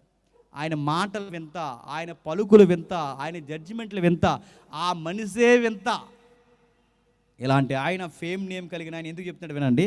ఇలాంటి ఆయన 11వ అధ్యాయం 2వ వచనంలో చూడండి. 11వ అధ్యాయం 11వ అధ్యాయం 1వ వచనంలో 2వ మాట. 11వ అధ్యాయం 1వ వచనంలో 2వ మాట. అయితే రాజైన సొలొమోను ఫరో కుమార్తెనే గాక ఆ జనములలో ఇంకా అనేక మంది పరాయ స్త్రీలను మోహించి కామతురత గలవాడే వాడిని ఉంచుకొనుచు వచ్చెను. అతనికి 700 మంది రాజకుమార్తెలైన భార్యలుండెను, 300 మంది ఉపపత్నులను కలిగి ఉన్నాయి. ఏంటంటే ఇది? ఆ రోజుల్లో ఫరో కుమార్తెనే కాక అన్నాడంటే, ఫరో కుమార్తె అంటే ఆ రోజుల్లో గొప్ప. మీకు అర్థం కావాలంటే, ట్రంప్ ఉందో చూసారా, ట్రంప్, అమెరికా ప్రెసిడెంట్ ట్రంప్ కూతురిని చేసుకోవడం ఎంత గ్రేటో, ట్రంప్ కూతురినే కాకుండా చెప్పండి చాలామందిని చేసుకున్నాడట. అంటే అమెరికా ప్రెసిడెంట్ కూతురుని చేసుకుంటే ఎంత గొప్ప, ఐగుప్తి కూతురు కూడా ఆ రోజులు ఆడు గొప్ప. సొలొమోను గారి టైంలో ఆ దేశం ఈల మాంగారదే, ఈ దేశం ఈల మాంగారదే, ఈ దేశం ఇంక చుట్టూ అందరు మామగారులు అయితే ఇంక యుద్ధం ఏదండి? ఎవడైనా యుద్ధం చేస్తాడు వచ్చి? అందరు మామగారులు, ఈయన మామగారులే, మొత్తం అందరం చేసుకున్నాడు. ఇప్పుడు ఈ నేవన చేస్తే ఎవరి జీవితాలు రోడ్డు మీద పడిపోతాయి? కూతురు జీవితాలు. అందుకే ఏ రాజు కూడా ఎవరి యుద్ధం లేకుండా అందరూ సొలొమోనుతో పొత్తు రాజకీయాలే. అందుకే దావీదు కత్తి చేత యుద్ధం చేస్తే సొలొమోను అట యుక్తి చేత యుద్ధం చేశాడట. ప్రతి ఒక్కరిని టేకప్ చేశాడట. బంగారాలు ఎక్కడికక్కడే 1000 మంది అంటే మాట్లాడండి, 1000 మందిని పెళ్లి చేసుకున్నాడట. అందులో 700 మంది అఫీషియల్ అట, 300 మంది ఇంక నన్ను అడగండి. మొత్తం మీద 1000 అంటే మాట్లాడి అడుగుతున్నాను. ఒకరు ఉండడమే కష్టం, వాళ్ళతో బతకాలంటే హిమాలయాలు పోవాలనిపిస్తుంది. అలాంటిది 1000 మంది అంటే ఈ మనిషి మీకు అర్థం కావాలండి. 1000 మందిని బాగా వినండి. అంత ఉంది ఆయన దగ్గర. బంగారం ఉంది, ఎండు ఉంది, జ్ఞానం ఉంది, అధిపతులు ఉన్నారు, కనుసూపు మేరలో ఉద్యానవనాలు ఉన్నాయి, ఆయనకు కావాల్సిన విస్తారమైన ఎకరాల ఆస్తుంది, అన్నీ ఉన్నాయి. కానీ 4వ వచనం ఏం చెప్తుందో చూడండి. సొలొమోను వృద్ధుడైపోయినప్పుడు. సొలొమోనికి బంగారం ఉంది, సొలొమోనికి ఎండు ఉంది, సొలొమోనికి జ్ఞానం ఉంది, సొలొమోనికి 1000 మంది స్త్రీలు ఉన్నారు, అన్నీ ఉన్నాయని జీవితంలో ఏం లేదు చెప్పండి. వయసు అయిపోయిన దగ్గరికి వెళ్ళి, బాగా వినండి, వయసు అయిపోయిన పెద్దోడి దగ్గరికి వెళ్ళి, ఏ పెద్దయినా పెళ్లి చేసుకుంటావా అని అడగండి. నాకెందుకురా, రేపో మాపో చచ్చిపోయి నాకెందుకురా అంటాడండా. బిర్యానీ తిని పెద్ద అయినా నాకెందుకురా బిర్యానీ అంటాడు. ఆ వయసు అయిపోయిన వాళ్ళకి ఏమన్నా ఎక్కుతుందా, ఏమన్నా తీసుకోవాలి అనిపిస్తుందా అని అడుగుతున్నాను. బంగారం వాళ్ళకి నచ్చదా వయసులో, వజ్రాలకు నచ్చ వాళ్ళకి వయసులో, ఈ స్త్రీల సహవాసం నచ్చ వయసులో. వాళ్ళకి కావాల్సింది ఏంటంటే కాస్తంత మనశ్శాంతి. వాళ్ళకి కోరుకునేది ఏంటి చెప్పిన, త్వరగా దేవుడు తీసుకెళ్ళిపోతే బాగుంది. సొలొమోను గారికి వయసు అయిపోయిందంటే బాల్యం అయిపోయింది, యవ్వనం అయిపోయింది, నడిప్రాయం అయిపోయింది, ఆ సుఖ జీవితం అయిపోయింది, అన్నీ అయిపోయాయి. ఇప్పుడు అన్నీ వచ్చినా ఆయనకి తిరిగి రాంది ఏంటో తెలుసా, వయసు అయిపోయింది. ఇప్పుడు బాగా వినండి, వయసు అయిపోయిన ఒక పురుషుడు మంచం పడితే డాక్టర్ గారు డిక్లేర్ చేసి ఇక నేడో రేపో వారం రోజుల్లో ఈ మనిషి చచ్చిపోతాడని డాక్టర్ డిక్లేర్ చేస్తే ఒక పురుషుడు దేనికోసం ఏడుస్తాడు తెలుసా? రేపో మాపో చనిపోతామని తెలిసినప్పుడు ఒక పురుషుడు ఎక్కువగా బాధపడేది తన భార్య కోసం బాధపడతాడు. 30 ఏళ్ళు కలిసి బతికాం, కలిసి తిట్టుకున్నాం, కలిసి జీవించాం, కన్నీళ్ళు దిగమింకుని బతుకాం, మంచి చెడులో కలిసి బతికాం. ఈరోజు నేను చచ్చిపోతున్నాను, రేపు పొద్దున్న నేను వెళ్ళిపోతే నా భార్యకు తోడు ఎవరు ఉంటారని ప్రతి మగాడు బాధపడతాడు చెప్పండి. తన బిడ్డలు తనకు గుర్తొస్తారో లేదో నాకు తెలియదు, కానీ తన భవిష్యత్తు తనకు గుర్తొస్తుందో లేదో తెలియదు, కానీ ఆ మగాడు చనిపోయే సమయానికి నేను వెళ్ళిపోతే నా జీవిత భాగస్వామి నా భార్య ఏమైపోతుందో పట్టించుకుంటారో పట్టించుకోరో, కలిసి బతుకాం, కలిసి జీవించాం, ఇప్పుడు విడిపోతున్నాం అన్నప్పుడు ఆయన ఎంత కుమిలిపోతాడో తెలుసా? ఈ పాయింట్ మీకు అర్థమైతే ఒక ఆవిడ ఉంటే నేను బాధపడితే చెప్పండి, ఈయనకి ఎంతమంది ఉన్నారండి? ఎంత బాధపడి ఉంటాడు. ఆ బాధలో నుంచి ఇచ్చిన పుస్తకమే చెప్పండి ప్రసంగి గ్రంథం. అందుకే ఇవన్నీ చూసే సొలొమోను ఏమన్నాడంటే, వ్యర్థం, 1000 మంది ఉన్న వ్యర్థము, ఒక్కరున్న వ్యర్థము, ఈ స్త్రీల సహవాసం, డబ్బు, బంగారము, సుఖము, పేరు, ప్రఖ్యాతులు, ఈ భూమి మీద పట్టుకుపోయేది ఏమీ లేదు. వ్యర్థము, వ్యర్థము, సమస్తము వ్యర్థం. సొలొమోను ఎక్కువ సార్లు ఈ పుస్తకంలో రాసింది తెలుసా? వ్యర్థము. వ్యర్థం అంటే చెప్పిన మాటే చెప్తున్నారంటే ఒకటి పిచ్చోళ్ళు చెప్తారు, 2 ఎవరు చెప్తారు తెలుసా? వయసు అయిపోయిన వాళ్ళు చెప్తారు. ఒకటి పిచ్చి అయిపోయిన మతి చెడిపోయిన వాళ్ళు చెప్తారు, చెప్పిన మాట చెప్పి. ఇప్పుడు ఈ రెండోది ఈయన పిచ్చోడు కాదు, మరి ఈయన ఎవరు? వయసు అయిపోయినాడు కనుక చెప్పిన మాట. అందుకే వయసు అయిపోయిన చూడండి, చెప్పిందే చెప్పి. ఎందుకంటే వాళ్ళకి రాత్రులు నిద్ర పట్టదు, వాళ్ళ గడ్డాల కింద చేతులు పట్టుకొని దిగేలుగా కూర్చుని జీవితం ఏంటో అర్థం కాక, తినలేక, ఉండలేక, ఎక్కడా తిరగలేక రాత్రులు కూర్చుని వాళ్ళు పడుతున్న బాధ. ఏం కావాలి పెద్ద అయినా, ఏమైనా తింటావా, ఏమైనా తాగుతావా, నీకేమన్నా కావాలంటే నాకు ఏమొద్దురమ్మా, నీకేం కావాలంటే బాధపడతా అంటాడు. దేవుడు తీసుకెళ్ళిపోతే బాగుంటుంటాడు. ఎలా తీసుకెళ్ళిపోతాడు దేవుడు? ఎలా తీసుకెళ్ళిపోతాడు? బాల్యుని ఇష్టం వచ్చినట్టు గడిపావు, యవ్వనుని ఇష్టం వచ్చినట్టు గడిపావు, నడిప్రాయాన్ని ఇష్టం వచ్చినట్టు గడిపావు. ఇప్పుడు వయసు అయిపోయి వృద్ధాప్యను కూర్చున్నావు. ఇప్పుడు దేవుడా నన్ను తీసుకుపోంటే దేవుడు అంటాడు, ఎవడరా నువ్వు అని అడుగుతాడు. గుర్తుపెట్టుకోండి, నీ బతుకంతా నీ పిల్లలకు పెట్టుబడి పెట్టావు, నీ ఉద్యోగానికి పెట్టుబడి పెట్టావు, నీ బతుకంతా చిల్లర తిరిగా తప్ప నీ బతుకులు ఎప్పుడైనా దేవుడు అనే ఒక ఆన్సర్ ఉందా? 60 ఏళ్ళు గిర్రని వెనక్కి చూస్తే ఏదుంది నీ జీవితంలో? బాల్యం నచ్చినట్టు తిరిగావు, యవ్వనం కుప్పగంతలేసావు, నడిప్రాయం దాపరికమని తిరిగావు. నేననే ఒక వ్యక్తినేది, దేవుడు అనే ఒక క్యారెక్టర్ నీ లైఫ్లో ఎక్కడుందంటే ఎక్కడుంది? ఇప్పుడు వచ్చావు, నీ చెవులు సరిగా వినబడవు, నీ కళ్ళు సరిగ్గా కనబడవు. ఇప్పుడు దేవుడి కొరకు ఏం చేస్తావు? నీ తలకాయ. ఇప్పుడు నీ గవర్నమెంటే నేను పట్టించుకోదు. ఇప్పుడు నువ్వేం చేస్తావు? ఇప్పుడు వచ్చి దేవా నన్ను ఏదో చేయంటే ఏం చేస్తావు? అందుకంటున్నాడు చూడండి, ఆ వయసుని ఎవరిస్తూ ఆ 12వ అధ్యాయం 11వ అధ్యాయం మాట్లాడుతూ ఎక్కడికి జంప్ ఇచ్చాడో చూడండి. 12వ అధ్యాయం మొదలొచ్చును, 12వ అధ్యాయం మొదలొచ్చును ముగిద్దాం. దుర్దినములు రాకముందే ఇప్పుడు వీటి యందు నాకు సంతోషం లేదని నీవు చెప్పు సంవత్సరాలు రాకముందే తేజస్సునకును సూర్య చంద్ర నక్షత్రాలకును చీకటి కమ్మకు ముందే వాన వెలిసిన తర్వాత మేఘములు మరలా రాకముందే నీ బాల్య దినముల యందే సృష్టికర్తను స్మరణకు తెచ్చుకో. ఎంత బాగా రాస్తున్నాడండి! యవ్వనం చూస్తుండగా అయిపోలేదా? 10th క్లాస్ అయ్యి ఇక్కడ కూర్చున్న ఎవరున్నారో తెలియదు, కానీ గిర్రని తిరిగి 10th అయిపోయినట్లేదు. మీరు చెప్తే నమ్మరు. అప్పుడే నా 10th అయిపోయి 20 సంవత్సరాలు నాకే అర్థమవుతుంది. 20 సంవత్సరాలు అయిపోయినప్పుడు నా 10th అయిపోయి 20. ఇప్పుడు లింగ్ మన గెట్ టుగెదర్ అంటున్నారు. 20 ఏళ్ళు నాకు ఇంకా హై స్కూల్ గోళ్ళ గుర్తున్నాయి, గేట్లు గుర్తున్నాయి. అప్పుడే 20 ఏళ్ళ వయసు చూస్తుండగా అయిపోవట్లేదు. మొన్న మరుతున్నాను, మీ పెళ్ళి ఫోటోలు చూసుకుంటే అప్పుడే ఇన్ని సంవత్సరాలు అయిపోయింది అనిపించట్లేదు మీకు? మీ మెచ్యూర్ ఫంక్షన్ ఫోటోలు కానీ మీ బర్త్డే ఫోటోలు కానీ మీరు చూసుకోండి, అప్పుడే అయిపోయినట్టు అనిపించట్లేదు? అప్పుడే 2 years అయిపోయిందా, 3 years అయిపోయిందా, 4 years చూస్తుండగా అయిపోద్ది వయసు. బాల్యము దాటిపోయిందో, యవ్వనం దాటిపోయిందో, కాళ్ళు చేతులాడే కండరం పనిచేసే నడి వయసు దాటిపోయిందో, ఒక వయసు వస్తుంది నువ్వేం చేయాలనుకున్న చేయలో నీ ఇంటికే నువ్వు బరువు అయిపోతావు. ఒక వీడియో వచ్చింది, మీరు చూసారు లేదో? కని పెంచి కొడుకుల్ని పెద్ద చేసి పెద్ద లంకంత కొంపగట్టి ఆ కొంపలో కొడుకుల్ని కోడల్ని పెడితే ఆ కొడుకులు కోడలు కలిసి వయసు అయిపోయిన వృద్ధుడు బరువు అయిపోయాడని నడి బజార్లో ఆ వృద్ధుడిని దించేసిపోతే ఇలా కర్ర పట్టుకుని ఇలా వణుకుతూ ఏడుస్తూ రోడ్డు మీద నిలబడిపోయిన వీడియో మీరు చూసారు లేదు? కొడుకు అలా వదిలి వెళ్ళిపోతుంటే ఏం చేయలేక అలా వణుకుతూ ఉండిపోయాడు.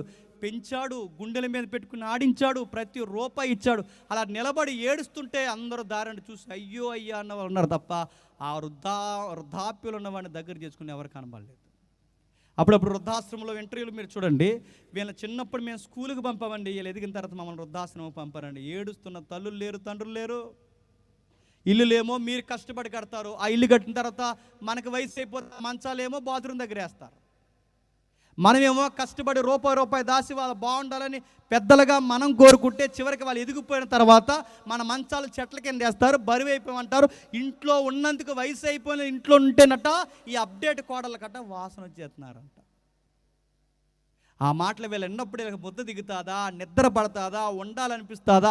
వీళ్ళ రెక్కల కష్టం మీద వాళ్ళ బతికేల సోకులు సరదాలు అంటుంటే వాళ్ళకి జీవించాలనిపిస్తుంది. అందుకే ఆ దినాలు నచ్చవు. చొక్కా వేసుకుందాం అనిపిస్తుంది, కానీ చొక్కా వేసుకోవడానికి చెయ్యి లేకదు.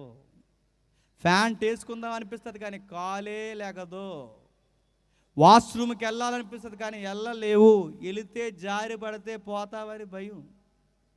నువ్వు ఏం చేయాలని మనం తిందామని ఉంటుంది, కానీ తింటే అరగదని భయం. కూర్చుందాం ఉంటుంది, లెగలేవని భయం. దుర్దినాలు నచ్చు. ఆ దినాలు ఎలా ఉంటాయో తెలుసా? ఏది తినలేము, ఏది ఉండలేము, నిద్ర పట్టదు, ఎక్కడ సుఖంగా ఉండలేము. జీవితం బిక్కు మన బతుకుతుంది. ఆ వయసు రాకముందే దేవుడు అంటే ఏంటో తెలుసుకో. బాల్య దినాలంటే నేను పుట్టించిన సృష్టికర్త అంటే ఏంటో తెలుసుకో. అక్కడ పోలుస్తున్నాడు చూడండి, తేజస్సునకును సూర్యచంద్ర నక్షత్రాలకును చీకటి కమ్మక ముందే. తేజస్సు అంటే దాని అర్థం ఏంటి? వికసిస్తున్న సూర్యుడికి ఒకేసారి మేఘం కనిపితే లోకమంతా ఎలాగైతే చీకటి అయిపోద్దో మన బతుకులో కూడా చీకటి సంవత్సరాలు వచ్చేస్తాయంట. పోలికతో రాస్తున్నాడు. మన బతుకులో కూడా చీకటి సంవత్సరాలు వస్తాయట. అప్పుడు ఏం కనబడదు. ఒకప్పుడు అంత దూరాన్ని ఉన్న వాళ్ళు కనబడతారు, ఇప్పుడు ఎక్కడున్నవారు కూడా ఎవరు అని అడుగుతారు. చీకటి సంవత్సరాలు. వాన వస్తున్నప్పుడు ఎంత హాయిగా అనిపిస్తుందండి. నల్లటి మబ్బేసి అలా చల్లగా లేస్తుంటే వాన వస్తున్నప్పుడు మనకేమనిపిస్తుంది చెప్పండి? హాయిగా సెంట్రల్ ఏసీలో ఉన్నట్టు అనిపించి పిచ్చి కోరికలు వస్తాయి. కోరికలు చెప్పిన బజ్జీలు ఉంటే బాగుండ్రా, పొగోడి ఉంటే బాగుండ్రా, సమోసాలు ఉంటే బాగుండ్రా, వేడి టీ ఉంటే వీడి బంద అన్నిటికి ఇయ్యే గుర్తొస్తాయండి. నల్లటి మబ్బేసినప్పుడు అలా వర్షం పడుతున్నప్పుడు సెల్ఫీలు, వీడియోలు ఎక్సెట్రా ఎన్ని చేస్తారో మీరు గమనించండి. ఇన్ని చేసిన వీళ్ళకి వాన వెళ్ళిపోయిన తర్వాత మళ్ళీ అదే ప్లేస్ని చూడండి, డ్రైనేజీలు పొంగిపోతాయి, ఏయో బయటకు వస్తాయి, అన్నీ చిత్ర ఉంటుంది. ఏ రోడ్డు మీద నిలబడి పెద్ద ఫ్యాషన్ షో ఇచ్చారో ఇప్పుడు అదే రోడ్డు మీద వాన పోయిన తర్వాత దరిద్రం అంతా బయట పొంగుతుంది. అప్పుడు నచ్చుతుందా? జీవితం కూడా అంతే. అదే రాస్తున్నాడు. వాన పడుతున్నప్పుడు హాయిగా వాతావరణం ఎలా ఉంటుందో వాన పోయిన తర్వాత వాతావరణం ఎంత చికాకుగా ఉంటుందో నెమ్మదగల స్థలంలో నడిపించే దేవుడు ఉన్నాడు. ఆయన వైపు చూడు. ఒకవేళ చూడకపోతే ఏమవుద్ది అంటే నేను ముగిస్తున్నాను చూడండి. 13వ వచనంలో చూడండి ఒకసారి. ఇదంతా వినిన తర్వాత తేలిన ఫలితార్థం ఇదే, దేవుని యందు భయభక్తులు కలిగి ఆయన కట్టడలను అనుసరించుచుండవలెను. మానవ కోటికి ఇదే విధి, గూఢమైన ప్రతి అంశమును గురించి దేవుడు విమర్శ చేయనప్పుడు ఆయన ప్రతి క్రియను, అది మంచిదే కానీ చెడ్డదే కానీ ఏం చేస్తాడట? నీకు ఏది తిరగాలనిపిస్తుందో తిరిగే, ఏది చేయాలనిపిస్తుందో చేసే, అది మంచి అయినా చెడైనా ఏదైనా చేయి. ప్రస్తుతానికి దేవుడు ఏమన్నాడు? ఒక రోజు వస్తుంది, అది ప్రతి క్రియను వెలుగులోకి తెస్తా. జీవిత పరమార్థం అంటే ఏంటంటే అక్కడ ముడిపెడతారు చూడండి. మానవ కోటికి ఒకే ఒక విధి, దేవుడు అంటే ఏంటో తెలుసుకోవడం, ఆయన భయభక్తులు ఎలా కలిగి ఉండాలో నేర్చుకోవడం, ఆయన కట్టడు బైబిల్ ఆజ్ఞలు ఏంటో తెలుసుకొని ఆయన కొరకు జీవించడమే జీవిత పరమార్థము. వ్యక్తుల కోసమో, వస్తువుల కోసమో, ఆస్తుల కోసం బతకడం జీవితం కాదు. నిన్ను పుట్టించిన దేవుని కొరకు నీ వయసు ఉండగానే ఏం చేయాలో తెలుసుకోవడమే జీవిత పరమార్థం.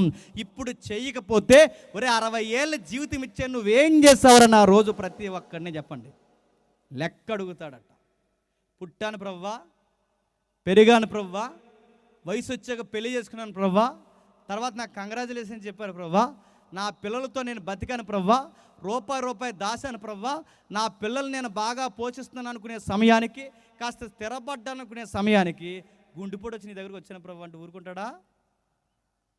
నీ బతుకంతా పిల్లలు పెట్టుబడి పెట్టాను. పిల్లల్ని చూడద్దంటలేదు, కానీ లైఫ్ అంటే పిల్లల్ని ఒక్కరినే పెంచడం కాదు. దేవుడు నీకు ఇచ్చిన పాత్ర ఒకటి ఉంటుంది.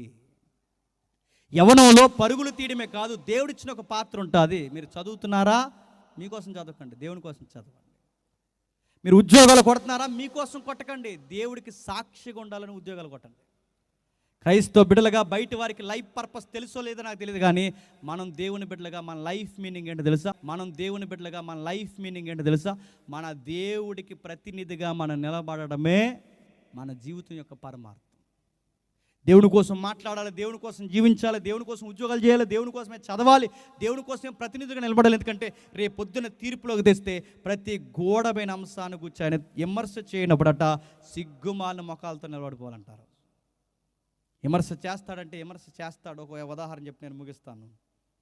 ఏం విమర్శ చేస్తాడంటే, మీకు సల్మాన్ ఖాన్ తెలుసో లేదో, తెలిసి ఎందుకు తెలియదు? శారం తెలియదు, కానీ సల్మాన్ ఖాన్ మనకెందుకు తెలియదు? తెలుసు. బాలీవుడ్ కుదురుండక వీడు తెర మీద హీరో అనుకోక తెర బయట కూడా హీరో అనుకుని 5 హీరోయిన్లు వేసుకుని, ఎప్పుడో గొడవ, 5 హీరోయిన్లు వేసుకుని రాజస్థాన్ అడవుల్లోకి పోయి తుపాకీ తీసుకుని ఒక జింకను కాల్చుకుని తినేశాడు. గుర్తుంది కదా? దానికి కేసు కట్టింది గవర్నమెంట్. ఆ కేసు కడితే సుమారు హైకోర్టు నుంచి ఇప్పుడు సుప్రీంకోర్టులోకి నడుస్తుంది కేసు, ఇంకా నడుస్తుంది. ఇప్పటికీ ఆ వ్యక్తి పెళ్లి చేసుకోవడానికి కారణం ఏంటి చెప్పిన? ఆ జింకను తిన్నందుకే. ఆ జింకకి పెళ్ళికి సంబంధం ఏంటంటే, ఆ జింక మామూలు జింక కాదు, అది కృష్ణ జింక. ఆ జింకను పూజించి ఒక తెగ ఉన్నారు, వాళ్ళకి సెంటిమెంట్ దేవుడు. వీడిని ఎప్పటికైనా లేపేయాలని చెప్పి వాళ్ళ కంకణ కట్టుకుని తిరుగుతున్నారు.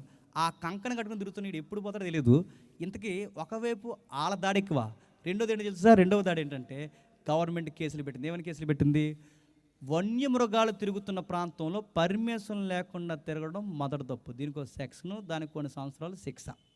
రెండవది, వన్యమృగాలు తిరుగుతున్న ప్రాంతంలో మారణ ఆయుధాలు పట్టుకుని తిరగడం రెండవ తప్పు, దీనికి ఒక సెక్షను, దానికి కొన్ని సంవత్సరాల శిక్ష. తిరిగినోడు తిరగకుండా దాన్ని కాల్చావు చూసావా, ఇది ఇంకా పెద్ద శిక్ష, దానికి ఒక సెక్షను, మళ్ళీ దానికి కొన్ని సంవత్సరాల శిక్ష. రెండవది, కాల్చినోడు కాల్చినట్టున్నావా, కాల్చుకుని తినేవా దాన్ని హీరోయిన్లతో కలిపి. ఆ తినేసిన తర్వాత తిన్నోడు తిన్నట్టున్నావా, తినేసి తినలేదన్నావు, ఇది ఇంకా పెద్ద శిక్ష, మళ్ళీ దానికి ఒక సెక్షన్, దానికి కొన్ని సంవత్సరాల శిక్ష. మొత్తం దీన్ని కలిపితే సుమారు 20 సంవత్సరాల దగ్గర వరకు వచ్చిందండి పనిష్మెంట్. అంటే వీడు తిన్న జింకలు ఎన్నండి? ఒకటే. పనిష్మెంట్ ఎంతండి? 25 years. ఒక్క జింకకి పనిష్మెంట్ ఎంతంట? జీవితంలో జీవితం పోయేంత పనిష్మెంట్ వచ్చింది. ఒక్క జింకను తిన్నంతకి ఎంత పనిష్మెంట్ వస్తే నేను అడుగుతున్నాను. జింకను తయారు చేసింది ఎవరండి? అడవి అధికారులా? జింకను తయారు చేసింది ఎవరండి? అడవి తెగలు ఉండడం వల్ల. జింకను తయారు చేసింది సల్మాన్ ఖానా? జింకను తయారు చేసింది ఎవరండి? దేవుడు. అరే సంబంధం లేని మనమే ఒకరి మీద ఒకరు కేసులు పెట్టుకుని ఇన్ని సంవత్సరాలు పనిష్మెంట్ ఇస్తే మరి పుట్టించిన వాడు ఏమనాలి? లెక్క అడుగుతాడా అడగడా? మీరు అనుకుంటారు మేము జింకలు గడ్డ ఏం తినమండి, మీరు అంత సీరియస్గా మాకు చెప్పండి. మీరు జింకలు తినరు కానీ ఎన్ని కోళ్ళు తినే ఉంటారు చెప్పండి, ఎన్ని మేకలు తినే ఉంటారు చెప్పండి, ఎంత రైస్ రేపు నుంచి భవిష్యత్తులో రైస్ దొరకకుండా తింటారండి కొంతమంది. ఒక్కొక్క మెత్తికి ఒక్కొక్క కేసు పెడితే ఏమైపోతారు? ఒక్కొక్క కోడికి దాని ఎంటుకు పీకినప్పుడు కేసు, దాన్ని కట్ చేసినప్పుడు కేసు, దాన్ని కాల్ చేసినప్పుడు కేసు, దాన్ని మొక్కలు కూడా వేసినప్పుడు కేసు, ఎన్నిటికీ సెక్షన్లు వేస్తే ఏమైపోతారండి? మేక తలకాయ అదో కేసు, దాని మెడకాయ అదో కేసు, ఒక్కొక్క మెతుక్కో కేసు పెట్టి ఎన్ని లీటర్ల నీళ్ళు తాగేస్తుంటాం, ఎంత గాలిపిచ్చుంటాం. కరోనా టైంలో ఆక్సిజన్ అమ్మారా లేదా? 2,000 నుంచి 15,000 వరకు ఆక్సిజన్ అమ్మారు. గ్యాస్ సిలిండర్లు అమ్మినట్టు ఆక్సిజన్ సిలిండర్లు అమ్మారు. నేను అడుగుతున్నాను, పుట్టిన దగ్గర నుంచి ఎంత గాలి పీల్చుంటాం, ఎంత నేల అనుభవించుంటాం, ఎంత నీరు తాగేస్తుంటాం, ఎంత పరుగులు తీసుంటాం, ఇన్ని పనులు చేశామని అడుగుతున్నాను. వీటన్నిటికీ ఆ రోజు లెక్క అడగడానుకుంటున్నారా? నరకంలో వేసిన పెద్ద కారణాలు అవసరం లేదండి. మనల్ని నరకంలో వేసిన పెద్ద కారణాలు అవసరం లేదు. ఇవి చాలు. ఆయన కష్టాన్ని తినేసి ఆయన్ని మర్చిపోతే చాలు, ఈ విమర్శతో నరకాన్ని పోవడానికి గుర్తుపెట్టుకో. దేవుడు ఆ రోజు వీటన్నిటిని లెక్క అడుగుతాడు. ప్రతి దానిని విమర్శలోనికి తెస్తాడు. సొలొమోను ఇవన్నీ మనసులో పెట్టుకుని అంటున్నాడు, బాలులారా, యవనస్తులారా, నడిప్రాయంలో ఉన్నవారులారా, జీవితం అమూల్యమైనది. ఈ గడియలు దాటిపోనివ్వకండి. ఒక్కసారి ఇది దాటిపోయిందో సృష్టికర్త కొరకు ఏం చేయాలనుకున్నా చెప్పండి, చేయలేరు. చెయ్యాల్సింది ఏమనంటే చేసేయండి. ఆయన కొరకు పరిగెట్టాల్సింది ఏమనంటే పరిగెట్టండి. ఆయన కొరకు కష్టపడాల్సింది ఏమనంటే కష్టపడండి. ఆయన కొరకు రూపాయి చేయాల్సింది ఏమనంటే ఖర్చు చేయండి తప్ప ఒక్కసారి ఈ లైఫ్ అయిపోయిందో మీరు ఏం చేయాలనుకున్నా చెయ్యలేరు. ఇంత చెప్పిన తర్వాత నేను ముగిస్తున్నాను. ఇంత చెప్పిన తర్వాత అన్నీ వదిలేసి ఓ పాయింట్ గుర్తుంటుంది జనాలకి. 1000 మందిని చేసుకున్నాడంట అంటారు. అన్నీ వదిలేసి ఏం గుర్తుంటుంది? 1000 మందిని చేసు. సొలొమోను 1000 మంది అంటారా అని అడుగుతున్నాను. ఇప్పుడు మనం సొలొమోను మాదిరి కాదు. సొలొమోను మాదిరి డెప్ప ఉప్మా అయిపోలో కూడా ఎత్తరు, గుర్తుపెట్టుకోండి. ఇప్పుడు సొలొమోను కాదు మనకు మాదిరి ఎవరు చెప్పండి? ప్రభు అయిన యేసుక్రీస్తు. క్రొత్త నిబంధనలో దేవుడు ఇలా క్లైమ్ చేశాడు. ఏమన్నాడంటే, సొలొమోను కన్నా గొప్పవాడు చెప్పండి మీ మధ్య ఉన్నాడు. ఆయనే నజరేయుడైన యేసు. సొలొమోను మనకు మాదిరి కాదు. సొలొమోను బంగారంలో తూగాడు. ఆయన బంగారం లాంటి రోడ్లు లేసి ఈ భూలోకానికి వచ్చాడు. సొలొమోను సింహాసనాలు చేయించుకుని సింహాసనం మీద కూర్చున్నాడు. సొలొమోను సింహాసనం మీద కూర్చుంటే ప్రభు అయిన యేసుక్రీస్తు వారు గొప్ప సింహాసనంలో వదిలి భూలోకానికి మన చేతులు పట్టుకోవడానికి వచ్చేసాడు. నిత్యత్వాన్ని అనుభవించాల్సిన ఆయన, నిత్యత్వం ఉండాల్సిన ఆయన ఆవిరి వంటి మన బతుకుల్లోకి దిగిపోయాడు. సొలొమోను స్త్రీలతో తొలదూకి ప్రతి ఒక్కరితో సంబంధాలు పెట్టుకున్నాడు. ప్రభు అయిన యేసుక్రీస్తు వారు ప్రతి స్త్రీని చేశాడు. మీరు గమనించండి, సొలొమోను మనకు మాదిరి కాదు, ప్రభు అయిన యేసుక్రీస్తు వారే మనకు మాదిరి. సొలొమోను లాజికల్ జడ్జిమెంట్లు చెప్పాడు. లాజికల్ జడ్జిమెంట్లు ఆయన దగ్గరికి తీర్పు తెచ్చారు. ఒక బిడ్డ చనిపోతే ఇందులో ఎవరి బిడ్డ చెప్పమంటే ఒక కత్తి తెచ్చి 2 మొక్కలు నరికి చెరుకు ఒక మొక్క ఇచ్చేస్తున్నాడు. ఇదే తీర్పు ప్రభు అయిన యేసుక్రీస్తు వారి దగ్గర తెస్తే ఆ తీర్పు ఎలా చెప్తారో తెలుసా? ఒక కత్తి తెచ్చి 2 మొక్కలు నరకమండో చచ్చిపోయిన బిడ్డను కూడా బతికించేస్తాడు. ఈయన సొలొమోను కన్నా గొప్పడు, గుర్తుపెట్టుకోండి. ఈయన మనకు మాదిరి. ఇప్పుడు ప్రభు అయిన యేసుక్రీస్తు వారు మనకు మాదిరి. క్రొత్త భాగం అండి, పాత నిబంధనలో ప్రసంగ గ్రంథం రాస్తూ వ్యర్థము వ్యర్థము వ్యర్థము సమస్తము వ్యర్థం అన్నాడు. కానీ క్రొత్త నిబంధనలో యేసుక్రీస్తు వారిని వెంబడించిన అపోస్తలుడైన పౌలు ఏమంటాడో తెలుసా? వ్యర్థము కానీ అర్థవంతం అనేది ఒకటి ఉంది, ప్రభు నందు ప్రయాస. చెప్పండి, వ్యర్థము కాదన్నాడు. సొలొమోను సమస్తము వ్యర్థం అన్నాడు. పౌలు ప్రభునందు పడిన ప్రయాస వ్యర్థం కదంటే సొలొమోనుకు దొరకని భాగ్యము క్రొత్త నిబంధన చెబుతుంది.